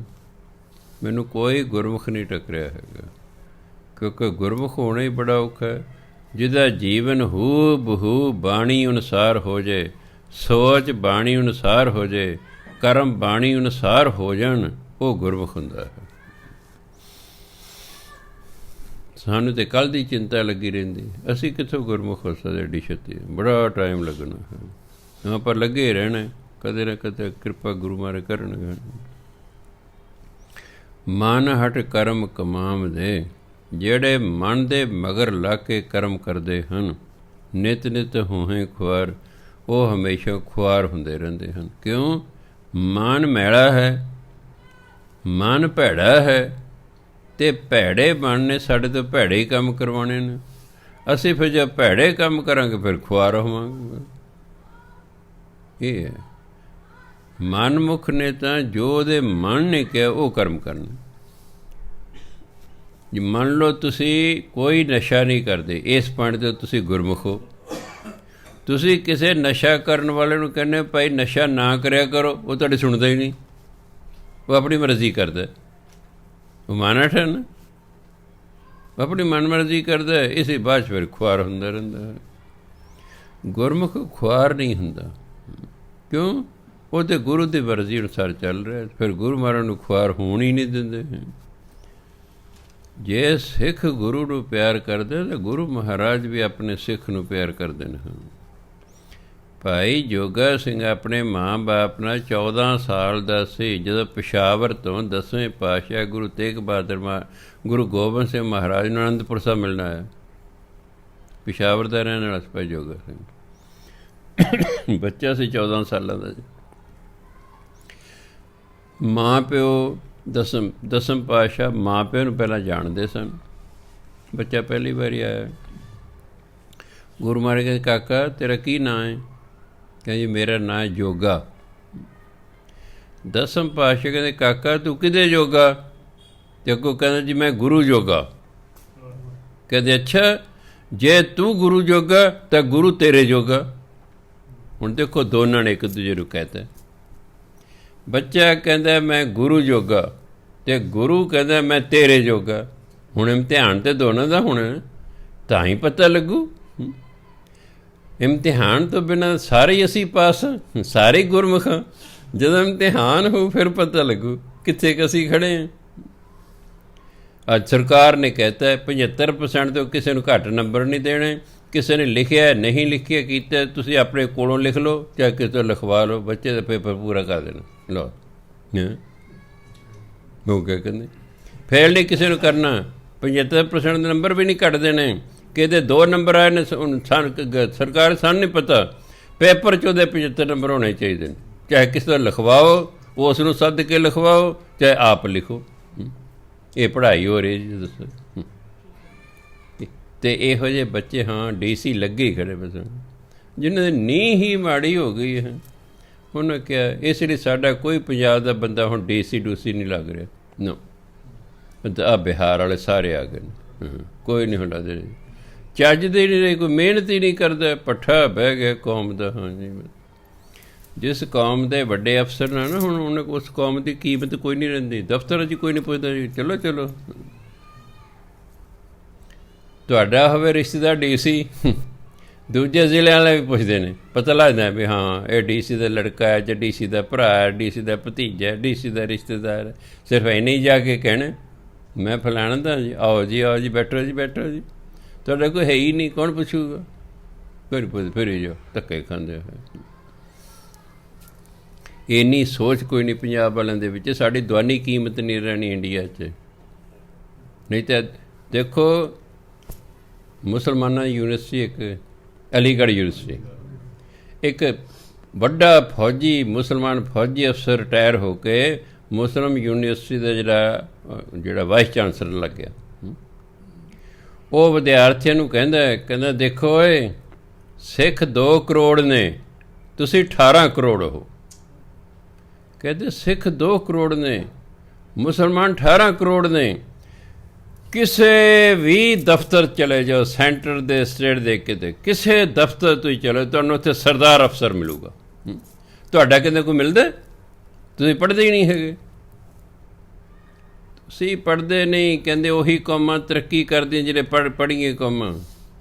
ਜਦੋਂ ਅੰਗਰੇਜ਼ ਆਏ ਸਨ ਉਹਨਾਂ ਨੇ ਇੱਕੋ ਸ਼ਰਤ ਲਾਈ ਸੀ, ਜਿਹੜਾ ਅੰਗਰੇਜ਼ੀ ਪੜ੍ਹੇਗਾ ਉਸ ਨੂੰ ਅਸੀਂ ਸਰਕਾਰੀ ਨੌਕਰੀ ਦੇਵਾਂਗੇ। ਹਿੰਦੂ ਅਤੇ ਸਿੱਖ ਧੜ ਅੰਗਰੇਜ਼ੀ ਪੜ੍ਹਨ ਲੱਗ ਪਏ। ਮੁਸਲਮਾਨ ਕਹਿੰਦੇ ਹਮ ਤਾਂ ਅਰਬੀ ਪੜ੍ਹੇਂਗੇ, ਉਹ ਅੱਜ ਤੱਕ ਵੀ ਪਿੱਛੇ ਰਹਿ ਗਏ ਨੇ। ਹਿੰਦੂ ਸਿੱਖ ਤਰੱਕੀ ਕਰ ਗਏ, ਵੱਡੀਆਂ ਵੱਡੀਆਂ ਪੋਸਟਾਂ ਚਲੇ ਗਏ, ਇਹ ਪਿੱਛੇ ਰਹਿ ਗਏ, ਇਹ ਪਿੱਛੇ ਰਹਿ ਗਏ। ਜਿਨ੍ਹਾਂ ਕੌਮਾਂ ਨੇ ਜਾਂ ਜਿਨ੍ਹਾਂ ਪਰਿਵਾਰਾਂ ਨੇ, ਜਿਸ ਵੀ ਵਿਅਕਤੀ ਨੇ ਤਰੱਕੀ ਕੀਤੀ ਹੈ ਉਹ ਪੜ੍ਹਾਈ ਦੇ ਸਿਰ 'ਤੇ ਕੀਤੀ ਹੈ। ਜਿੰਨੀ ਕੋਈ ਕੌਮ ਪੜ੍ਹੀ ਲਿਖੀ ਹੋਵੇਗੀ ਉਨੀ ਹੀ ਅਮੀਰ ਹੋ ਜਾਏਗੀ, ਉਨੀ ਤਰੱਕੀ ਹੋਏਗੀ। ਆ ਪਰਿਵਾਰ ਦੇ ਜਿਹੜਾ ਪੜ੍ਹ ਗਿਆ ਹੈ ਉਹ ਨੌਕਰੀ ਦਿਲਾ, ਦੂਜੇ ਨਾਲ ਅਮੀਰ ਹੋ ਜਾਂਦਾ ਦੂਜੇ ਨਾਲੋਂ। ਮੈਂ ਆਪਣੇ ਭਰਾ ਜਿਹੜੇ 2 ਭਰਾ ਨਾ ਪੜ੍ਹੇ ਕਿਤੇ ਬੈਠਾ ਮੰਨਾਂ ਕੋਲੇ, ਮੈਂ ਦੇਖੋ ਤੁਸੀਂ ਅਨਪੜ੍ਹ ਰਹਿ ਗਏ, ਤੁਹਾਨੂੰ ਜਨਾਨੇ ਵੀ ਅਨਪੜ੍ਹ ਟੱਕਰ ਗਈਆਂ। ਅਸੀਂ ਪੜ੍ਹ ਗਏ, ਸਾਨੂੰ ਜਨਾਨੇ ਵੀ ਪੜ੍ਹੀਆਂ ਹੋਈ ਟੱਕਰ ਗਈਆਂ। ਜ਼ਮੀਨ ਦਾ ਹਿੱਸਾ ਤਾਂ ਜਿੰਨਾ ਤੁਹਾਨੂੰ ਉਹਨਾਂ ਸਾਨੂੰ ਵੀ ਉਹਨਾਂ ਬਾਬਤੋਂ, ਤੁਸੀਂ ਸਾਡਾ ਮੁਕਾਬਲਾ ਹੀ ਨਹੀਂ ਕਰ ਸਕਦੇ ਆਰਥਿਕ ਤੌਰ 'ਤੇ। ਉਹੀ ਲੋਕ ਤਰੱਕੀ ਸੰਸਾਰ 'ਚ ਕਰਦੇ ਨੇ ਜਿਹੜੇ ਪੜ੍ਹਦੇ ਨੇ ਅੱਗੇ। ਹਾਂ, ਉਹੀ ਪਰਿਵਾਰ ਅਮੀਰ ਹੁੰਦੇ ਜਿਸ ਜ਼ਿਆਦਾ ਪੜ੍ਹੇ ਲਿਖੇ ਲੋਕ ਨੇ।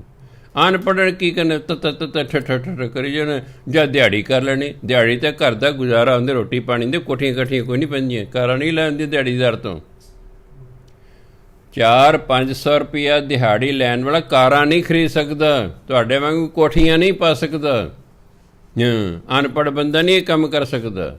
ਤੁਸੀਂ ਅੱਜ ਇੱਕ ਵੱਡੀਆਂ ਕੋਠੀਆਂ 'ਚ ਬੈਠੇ ਹੋ, ਕਾਰਾਂ 'ਤੇ ਆਉਂਦੇ ਹੋ, ਤੁਸੀਂ ਪੜ੍ਹੇ ਲਿਖੇ ਹੋ। ਪੜ੍ਹੇ ਲਿਖੇ ਹੋਣ ਕਰਕੇ ਤੁਸੀਂ ਨੌਕਰੀਆਂ ਦੇ ਲੱਗ ਗਏ, ਨੌਕਰੀਆਂ ਦੇ ਲੱਗਣ ਕਰਕੇ ਤੁਸੀਂ ਦੂਜਿਆਂ ਅੱਗੇ ਲੰਘੇ। ਵਿਦਿਆ ਹੈ, ਜਿਹੜੇ ਲੋਕ ਜਿਹੜੀ ਕੌਮ ਜਿੰਨਾ ਜ਼ਿਆਦਾ ਪੜ੍ਹ ਜਾਏਗੀ ਉਨੀ ਤਰੱਕੀ ਕਰ ਜਾਏਗੀ। ਉਹ ਜਿਹੜੀਆਂ ਕੌਮਾਂ ਪੜ੍ਹਾਈ 'ਚ ਇੰਟਰਸਟ ਨਹੀਂ ਲੈਂਦੀਆਂ ਉਹ ਰਹਿ ਜਾਣੇ। ਇਹ ਮਜ਼ਦੂਰ ਅਮਰੀਕਾ ਜਾ ਕੇ, ਕੈਨੇਡਾ ਜਾ ਕੇ ਬਸ ਮਜ਼ਦੂਰੀ ਕਰਦੇ, ਹੋਰ ਕੇ DC ਲੱਗਣਾ ਉੱਥੇ ਕੋਈ। ਕਿਉਂ?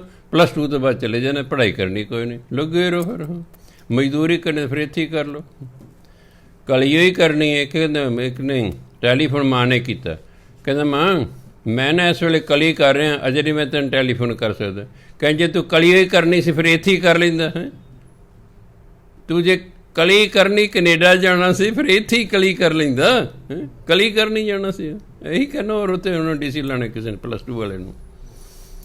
ਉਹੀ ਕੌਮਾਂ ਤਰੱਕੀ ਕਰਦੀ ਨੇ ਜਿਹੜੇ ਪੜ੍ਹਦੀਆਂ ਨੇ। ਜਿੰਨੇ ਪਰਿਵਾਰ ਮਰਜ਼ੀ, ਕਿਸੇ ਪਰਿਵਾਰ ਝਾਤੀ ਮਾਰ ਲਓ। ਆ ਜਿੰਨਾ ਤਬਕਾ ਜਿਹੜਾ ਮਜ਼ਦੂਰੀ ਤਬਕਾ ਹੈ ਇਹ ਪੜ੍ਹੇ ਹੀ ਨਹੀਂ ਹੈਗੇ। ਮਾਂ ਪਿਓ ਲਾ ਵੀ ਦਿੱਤੇ ਹੋਣਗੇ ਕਈਆਂ ਨੂੰ ਪੜ੍ਹਨ, ਕੋਈ 2 ਜਮਾਤਾਂ ਪੜ੍ਹ ਗਏ, 4 ਜਮਾਤਾਂ ਪੜ੍ਹ ਗਏ, ਹਟ ਕੇ ਧੱਕੇ ਜੇ ਖਾਈ ਜਾਂਦੇ, ਲੱਗੇ ਰਹੋ ਸਾਰੀ ਉਮਰ ਟੋਕਰੀਆਂ ਢੋਣ 'ਤੇ, ਮਸਾਂ ਰੋਟੀ ਪਾਣੀ ਜੋਗੇ ਹੋਵੋਗੇ। ਬਸ ਕੋਈ ਆਪਣੀ ਇੱਛਾ ਨਹੀਂ ਪੂਰੀ ਕਰ ਸਕਦੇ। ਕੋਲੋਂ ਕਾਰ ਆ ਲੰਘੇ, ਤੁਹਾਡੇ ਮਿੱਟੀ ਪਾ ਕੇ ਲੰਘ ਜਾਏਗਾ, ਤੁਸੀਂ ਕਹਿੰਦੇ ਹਾਏ ਹੋਏ, ਬਸ ਇਹੀ ਕਰ, ਹੋਰ ਕੀ ਕਰ ਸਕਦੇ ਤੁਸੀਂ? ਹਾਏ ਕਰ ਸਕਦੇ ਹੋ।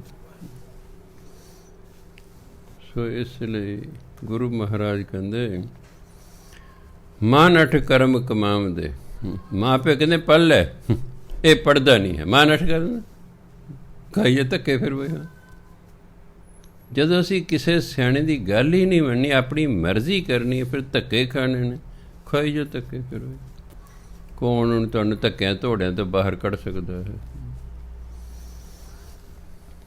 ਮਨ ਅਠ ਕਰਮ ਕਮਾਉਂਦੇ, ਮਨ ਦੇ ਪਿੱਛੇ ਲਾ ਕੇ ਕਰਮ ਕਰਦੇ ਨੇ।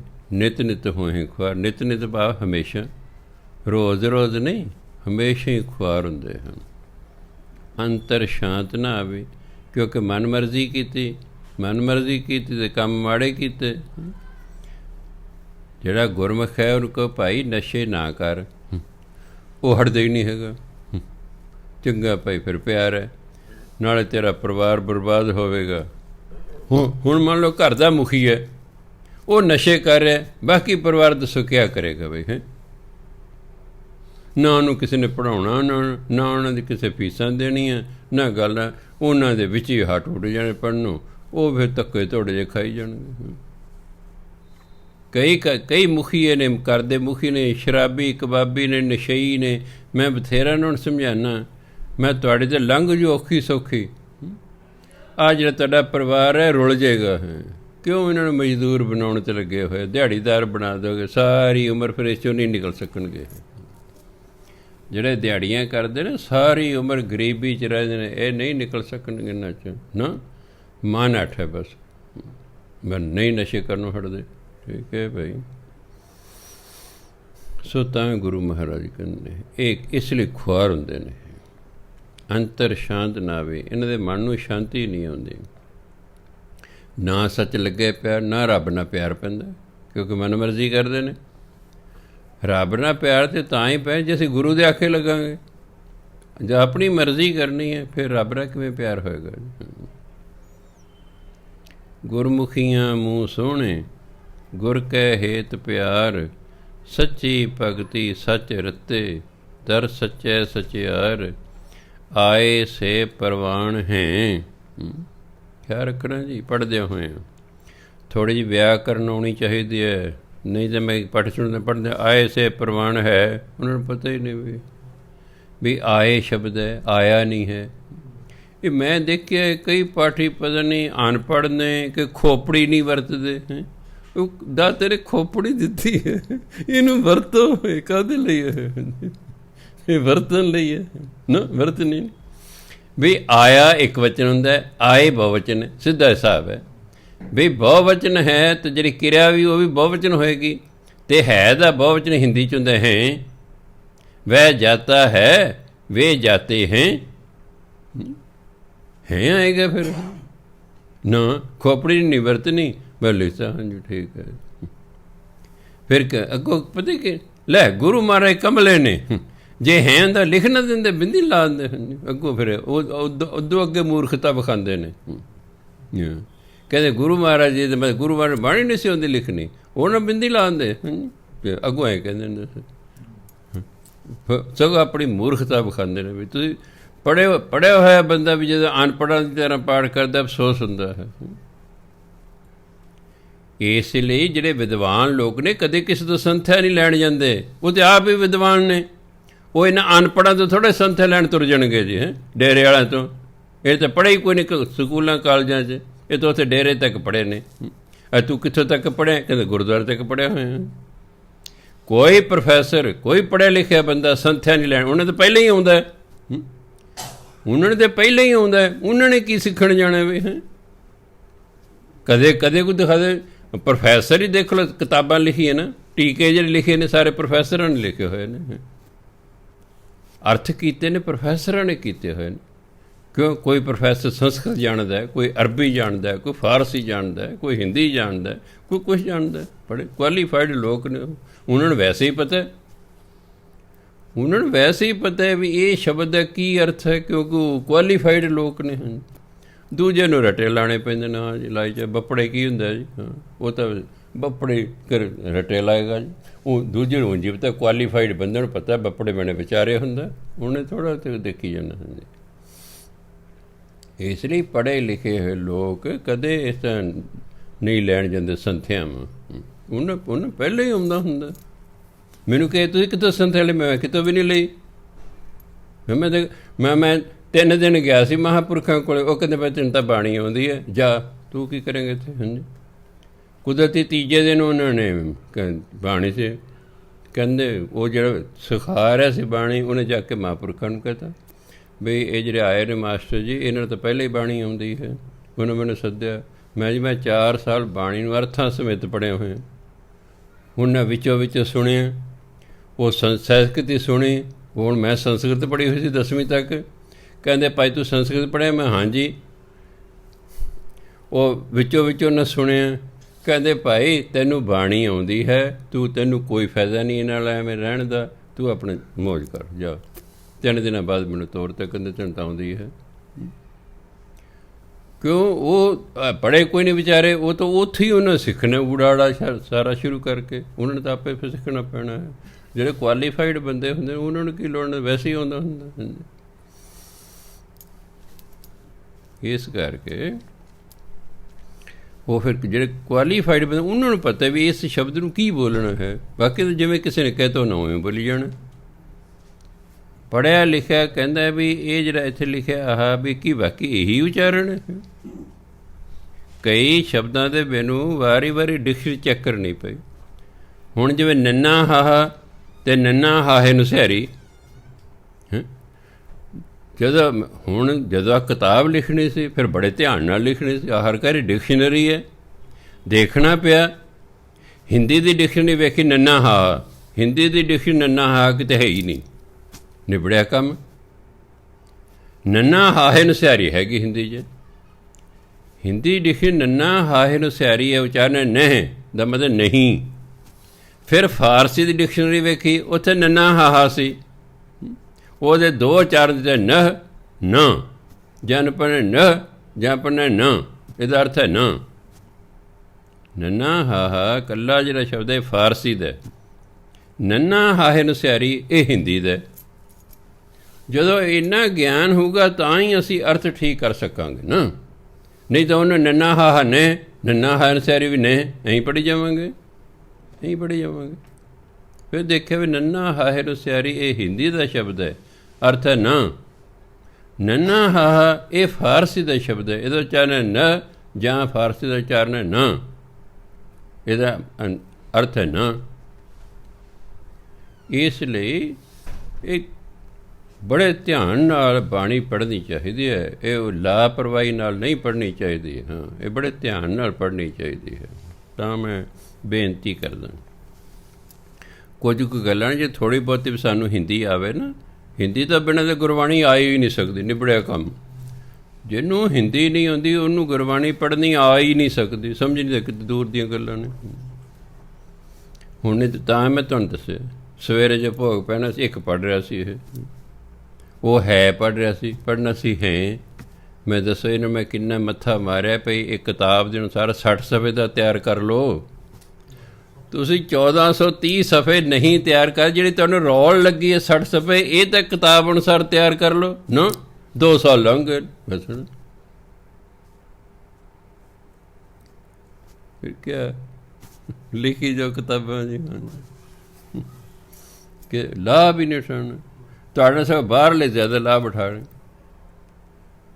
ਦੇਖੋ TV ਦੇ ਡਾਇਰੈਕਟਰ ਰਿਟਾਇਰ ਹੋਏ ਨੇ ਜਲੰਧਰ ਤੋਂ, ਉਹਨਾਂ ਮੇਰੀ ਕਥਾ ਸੁਣੀ, ਫਿਰ ਨਾਲ ਉਚਾਰਨ ਵੀ ਦੱਸਦੇ, ਨਿਰੇ ਅਰਥ ਨਹੀਂ ਕਰਦੇ। ਮੀਆਂ ਬੀਬੀ ਮੈਨੂੰ ਪਰਸੋਂ ਮਿਲ ਕੇ ਗਏ ਨੇ, ਹਾਂਜੀ ਹਾਂ, ਨਾਲੇ ਕਿਤਾਬ ਲੈ ਕੇ ਗਏ, ਨਾਲੇ ਕਹਿੰਦੇ ਵੀ ਹਾਂ ਇਹ ਜਿਹੜਾ ਹੈ ਤੁਸੀਂ ਤਾਂ ਨਾਲ ਨਾਲ ਜਿਹੜਾ ਸਮਝ ਵੀ ਆ ਰਹੀ ਹੈ, ਤੁਸੀਂ ਤਾਂ ਨਾਲ ਹੈ ਜਿਵੇਂ ਸੰਥਿਆ ਦਿੰਦੇ ਆ, ਇਸ ਤਰ੍ਹਾਂ ਤੁਸੀਂ ਕਥਾ ਵੀ ਕਰਦੇ, ਨਾਲ ਇੱਕ ਕਿਸਮ ਦੀ ਸੰਥਿਆ ਵੀ ਦੇ ਰਹੇ ਹੋ। ਹਾਂ ਹਾਂ, ਸੋ ਜਿਹੜੇ ਧਿਆਨ ਨਾਲ ਕੋਈ ਗੱਲ ਸੁਣਦੇ ਨੇ ਉਹਨੂੰ ਪਤਾ ਲੱਗਦਾ ਵੀ ਹਾਂ। ਅਤੇ ਮੇਰੀ ਇੱਛਾ ਵੀ ਇਹੀ ਹੈ ਕਿ ਸਾਡਾ ਪਾਠ ਸ਼ੁੱਧ ਹੋ ਜਾਏ, ਨਿਰੇ ਅਰਥ ਨਾ ਹੋਣ, ਸਾਡਾ ਪਾਠ ਵੀ ਨਾਲ ਸ਼ੁੱਧ ਹੋਵੇ, ਨਾਲ ਅਰਥ ਵੀ ਹੋਣ, ਤਾਂ ਜਦ ਸਾਡੀ ਕੋਈ ਗੱਲ ਬਣ ਜਾਏ। ਹਾਂਜੀ, ਇੱਛਾ ਆਹੀ ਹੈ ਮੇਰੀ ਭਗਤ। ਨਿਰੇ ਅਰਥ ਕਰਨਾ ਇੱਛਾ ਨਹੀਂ ਮੇਰੀ, ਮੇਰੀ ਇੱਛਾ ਹੈ ਕਿ ਜਿਹੜੇ ਸੁਣ ਰਹੇ ਨੇ ਘੱਟ ਤੋਂ ਘੱਟ ਦਾ ਹੌਲੀ ਹੌਲੀ ਪਾਠ ਸ਼ੁੱਧ ਹੋ ਜਾਵੇ, ਵਧੀਆ ਪਾਠ ਕਰਨ, ਵਧੀਆ ਪਾਠੀ ਬਣਨ, ਨਾਲੇ ਭਾਈ ਉਹਨੂੰ ਥੋੜ੍ਹੇ ਬਹੁਤੇ ਅਰਥ ਵੀ ਸਮਝ ਆ ਜਾਣ। ਸੋ ਗੁਰੂ ਮਹਾਰਾਜ ਆਏ ਸੇ ਪ੍ਰਵਾਨ ਹੈ, ਸਭ ਕੁਲ ਕਾ ਕਰਹਿ ਉਧਾਰ। ਫਿਰ ਜਿਹੜੇ ਗੁਰਮੁਖ ਨੇ, ਉੱਤੇ ਆ ਨਾ ਗੁਰਮੁਖੀਆਂ, ਗੁਰਮੁਖੀਆਂ ਮੂੰਹ ਸੋਹਣੇ। ਗੁਰਮੁਖੀਆਂ ਤੇ ਇਸਤਰੀ ਨਹੀਂ ਸਮਝ ਲੈਣ ਵੀ ਜਨਾਨੀਆਂ ਨੇ, ਨਹੀਂ, ਗੁਰਮੁਖੀਆਂ ਮੈਂ ਗੁਰਮੁਖਾਂ ਦੇ, ਗੁਰਮੁਖੀਆਂ ਮੂੰਹ ਸੋਹਣੇ। ਜਿਹੜੇ ਗੁਰਮੁਖ ਨੇ ਉਹਨਾਂ ਦੇ ਮੂੰਹ ਸੋਹਣੇ ਨੇ। ਇਹ ਤਾਂ ਸੋਹਣੇ ਤੋਂ ਮਤਲਬ ਗੋਰੇ ਤੋਂ ਭਾਵ ਨਹੀਂ ਹੈਗਾ, ਇਹ ਤਾਂ ਉਹ ਭਾਵ ਨਹੀਂ ਹੈਗਾ, ਭਾਵ ਚੰਗੇ ਤੋਂ ਹੈ। ਇਹ ਤਾਂ ਕਾਲੇ ਮੂੰਹ ਵਾਲਾ ਹੈ, ਇਹ ਨਹੀਂ ਕਿ ਉਹ ਕਾਲਾ ਹੈ, ਨਹੀਂ, ਭਾਵ ਨੇ ਐਸੇ ਕਰਮ ਕੀਤੇ ਜਿਵੇਂ ਪਹਿਲਾਂ ਨਾ ਰਿਵਾਜ਼ ਹੈ ਪਿੰਡਾਂ 'ਚ, ਕੋਈ ਚੋਰ ਹੋਇਆ, ਕੋਈ ਹੋਰ ਹੋਇਆ, ਉਹਨੂੰ ਖੋਤੇ 'ਤੇ ਬਿਠਾ ਲਿਆ ਕਰਦੇ ਪੁਲਿਸ ਵਾਲੇ, ਮੂੰਹ ਕਾਲਾ ਕਰਕੇ ਪਿੰਡ 'ਚ ਘੁਮਾਇਆ ਕਰਦੇ ਸਨ। ਭਾਵ ਕਲੰਕ ਲੱਗ ਜਾਣਾ ਹੈ, ਅਤੇ ਕੋਈ ਕਲੰਕ ਨਾ ਲੱਗਣਾ, ਇਹ ਸੋਹਣੇ ਮੂੰਹ ਦੀ ਨਿਸ਼ਾਨੀ ਹੈ। ਗੁਰਮੁਖੀਆਂ ਮੂੰਹ ਸੋਹਣੇ। ਗੁਰਮੁਖਾਂ ਦੇ ਮੂੰਹ ਸੋਹਣੇ ਹੁੰਦੇ ਨੇ, ਕਿਉਂ ਹੁੰਦੇ ਨੇ? ਗੁਰ ਕੈ ਹੇਤ ਪਿਆਰ, ਕਿਉਂਕਿ ਗੁਰੂ ਨੂੰ ਪਿਆਰ ਕਰਦੇ ਨੇ। ਜਿਹੜਾ ਗੁਰੂ ਨੂੰ ਪਿਆਰ ਕਰੇਗਾ ਉਹ ਸ਼ੁਭ ਕਰਮ ਕਰੇਗਾ, ਜਦੋਂ ਸ਼ੁਭ ਕਰਮ ਕਰੇਗਾ ਆਪੇ ਉਹਨਾਂ ਦੇ ਮੂੰਹ ਸੋਹਣੇ ਨੇ। ਸੱਚੀ ਭਗਤੀ ਸੱਚ ਰਤੇ, ਦਰ ਸੱਚੈ ਸਚਿਆਰ। ਸੱਚੀ ਭਗਤੀ, ਪਰਮਾਤਮਾ ਦੀ ਭਗਤੀ ਦੇ ਲੱਗੇ ਰਹਿੰਦੇ ਨੇ, ਇਸ ਲਈ ਸੱਚ ਰਤੇ, ਪਰਮਾਤਮਾ ਦੇ ਨਾਲ ਰੰਗੇ ਜਾਂਦੇ ਹਨ, ਉਹਦੇ ਪਿਆਰ 'ਚ ਰੰਗੇ ਜਾਂਦੇ ਨੇ। ਦਰ ਸੱਚੈ ਸਚਿਆਰ, ਅਤੇ ਪਰਮਾਤਮਾ ਦੇ ਦਰ 'ਤੇ ਜਾ ਕੇ ਉਹ ਸਚਿਆਰ ਹੋ ਜਾਂਦੇ ਹਨ, ਕਿਉਂਕਿ ਪਰਮਾਤਮਾ ਸਚਿਆਰ ਹੈ ਅਤੇ ਸਚਿਆਰ ਦੇ ਕੋਲ ਸਚਿਆਰ ਹੀ ਜਾ ਸਕਦਾ ਹੈ। ਕੂੜਿਆਰ ਕੋਲ ਕੂੜਿਆਰ ਜਾਂਦਾ ਹੈ, ਸਚਿਆਰ ਕੋਲ ਸਚਿਆਰ ਜਾਂਦਾ ਹੈ। ਜਿੰਨਾ ਚਿਰ ਅਸੀਂ ਸਚਿਆਰ ਨਹੀਂ ਹੁੰਦੇ, ਅਸੀਂ ਪਰਮਾਤਮਾ ਦੇ ਦਰ 'ਤੇ ਨਹੀਂ ਜਾ ਸਕਦੇ। ਅੱਗੇ ਕਹਿੰਦੇ ਆਏ ਸੇ ਪ੍ਰਵਾਨ, ਇਹੋ ਜਿਹੇ ਗੁਰਮੁਖ ਜਿਹੜੇ ਨੇ ਉਹਨਾਂ ਦਾ ਆਇਆ ਹੋਇਆ ਪ੍ਰਵਾਨ ਹੁੰਦਾ ਹੈ। ਕੁਲ ਕਾ ਕਰੇ ਉਧਾਰ, ਅਤੇ ਆਪਣੀ ਸਾਰੀ ਕੁਲ ਦਾ ਵੀ ਉਪਾਰ ਉਤਾਰਾ ਕਰ ਲੈਂਦੇ ਨੇ, ਕੁਲ ਦਾ ਵੀ ਭਲਾ ਹੋ ਜਾਂਦਾ ਹੈ। ਸਭ ਨਜ਼ਰੀ ਕਰਮ ਕਮਾਉਂਦੇ, ਨਜ਼ਰੀ ਬਾਹਰ ਨਾ ਕੋਏ, ਜੈਸੀ ਨਜ਼ਰ ਕਰ ਦੇਖੈ ਸੱਚਾ, ਤੈਸਾ ਹੀ ਕੋ ਹੋਏ, ਨਾਨਕ ਨਾਮ ਵਡਾਈਆਂ ਕਰਮ ਪ੍ਰਾਪਤ ਹੋਏ। ਸਭ ਨਜ਼ਰੀ ਕਰਮ ਕਮਾਉਂਦੇ, ਸਾਰੇ ਪਰਮਾਤਮਾ ਦੀ ਨਿਗਾਹ 'ਚ ਨੇ। ਜੋ ਵੀ ਕੋਈ ਕਰਮ ਕਰ ਰਿਹਾ ਉਹ ਪਰਮਾਤਮਾ ਦੀ ਨਿਗਾਹ 'ਚ ਹੈ। ਇਹ ਨਹੀਂ ਕਿ ਅਸੀਂ ਪਰਮਾਤਮਾ ਤੋਂ ਬਚ ਕੇ ਕੋਈ ਕਰਮ ਕਰ ਲਾਂਗੇ। ਜਿਵੇਂ ਕਹਿੰਦੇ ਨੇ ਵੀ ਹਰ ਇੱਕ ਇਨਸਾਨ ਦੇ ਮੋਢਿਆਂ 'ਤੇ ਚਿੱਤਰ ਗੁਪਤ ਬੈਠਾ ਹੈ। ਚਿੱਤਰ ਹੁੰਦਾ ਜਿਹੜੇ ਲੋਕਾਂ ਦੇ ਸਾਹਮਣੇ ਅਸੀਂ ਕਰਮ ਕਰਦੇ ਉਹਨਾਂ ਨੂੰ ਲਿਖਦਾ, ਚੰਗੇ ਬੰਦੇ। ਗੁਪਤ ਹੈ ਜਿਹੜੇ ਅਸੀਂ ਲੋਕਾਂ ਤੋਂ ਛੁਪਾ ਕੇ ਕਰਮ ਕਰਦੇ ਉਹਨਾਂ ਨੂੰ ਉਹ ਲਿਖਦਾ ਹੈ। ਇਸ ਲਈ ਪਰਮਾਤਮਾ ਜਿਹੜਾ ਹੈ ਹਰ ਇੱਕ ਚੀਜ਼ ਉਹਦੀਆਂ ਨਜ਼ਰਾਂ 'ਚ ਹੈ। ਅਸੀਂ ਉਸਦੀ ਨਜ਼ਰ ਤੋਂ ਨਹੀਂ ਬਚ ਸਕਦੇ, ਆਪਣੇ ਆਪ ਬਚਾ ਨਹੀਂ ਸਕਦੇ। ਹਾਂ, ਲੋਕਾਂ ਤੋਂ ਬਚਾ ਸਕਦੇ। ਹੱਟ ਪਟਣ ਬਿਜ ਮੰਦਰ ਭੰਨੇ, ਕਰ ਚੋਰੀ ਘਰ ਆਵੇ, ਅੱਗੋਂ ਦੇਖੇ ਪਿੱਛੋਂ ਦੇਖੇ। ਵੀ ਕੋਈ ਵੇਖਦਾ ਤਾਂ ਨਹੀਂ ਹੈ ਤਾਂ ਠੀਕ, ਹਾਸਾ ਬਿਆਨੀ ਪੜ੍ਹਦਿਆਂ ਹੁੰਦਾ ਹੈ ਤਾਂ ਠੀਕ। ਹੁਣ ਚੋਰੀ ਕਰਨੀ ਹੈ, ਅੱਗੋਂ ਦੇਖਦਾ ਕੋਈ ਆ ਤਾਂ ਨਹੀਂ ਦੇਖ ਰਿਹਾ, ਕੋਈ ਵੀ ਮਗਰ ਮਗਰ ਤਾਂ ਨਹੀਂ ਕੋਈ ਆ ਰਿਹਾ, ਕਰਦਾ ਤਾਂ ਐਂ। ਤੂੰ ਹੀ ਤੇ ਕਹਾਂ ਛੁਪਾਵੇ, ਪਰ ਪਰਮਾਤਮਾ ਤੇਰੇ ਤੋਂ ਕਿੱਥੇ ਛੁਪਾਏਗਾ।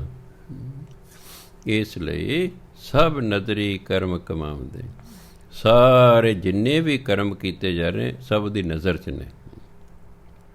ਨਜ਼ਰੀ ਬਾਹਰ ਨਾ ਕੋਈ ਵੀ ਉਹਦੀ ਨਜ਼ਰ ਤੋਂ ਬਾਹਰ ਨਹੀਂ ਹੈ, ਸਭ ਉਹਦੀ ਨਿਗਾਹ 'ਚ ਨੇ ਵੀ ਕੀ ਕਰ ਰਿਹਾ ਕੋਈ। ਕਿਆ ਜ਼ਬਰਦਸਤ ਹੈ ਜੀ, ਕਿਆ ਸ਼ਕਤੀ ਹੈ ਜੀ। ਅਰਬਾਂ ਖਰਬਾਂ ਜੀਵ ਨੇ ਜੀ, ਸਭ ਦਾ ਖਿਆਲ ਰੱਖਦਾ।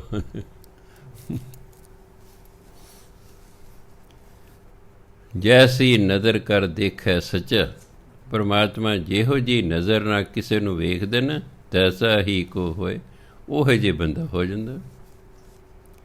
ਜਿਹੋ ਜਿਹੀ ਨਿਗਾਹ ਨਾਲ ਪਰਮਾਤਮਾ ਵੇਖਦਾ ਨਾ, ਉਹੋ ਜਿਹੇ ਬੰਦਾ ਹੋ ਜਾਂਦਾ।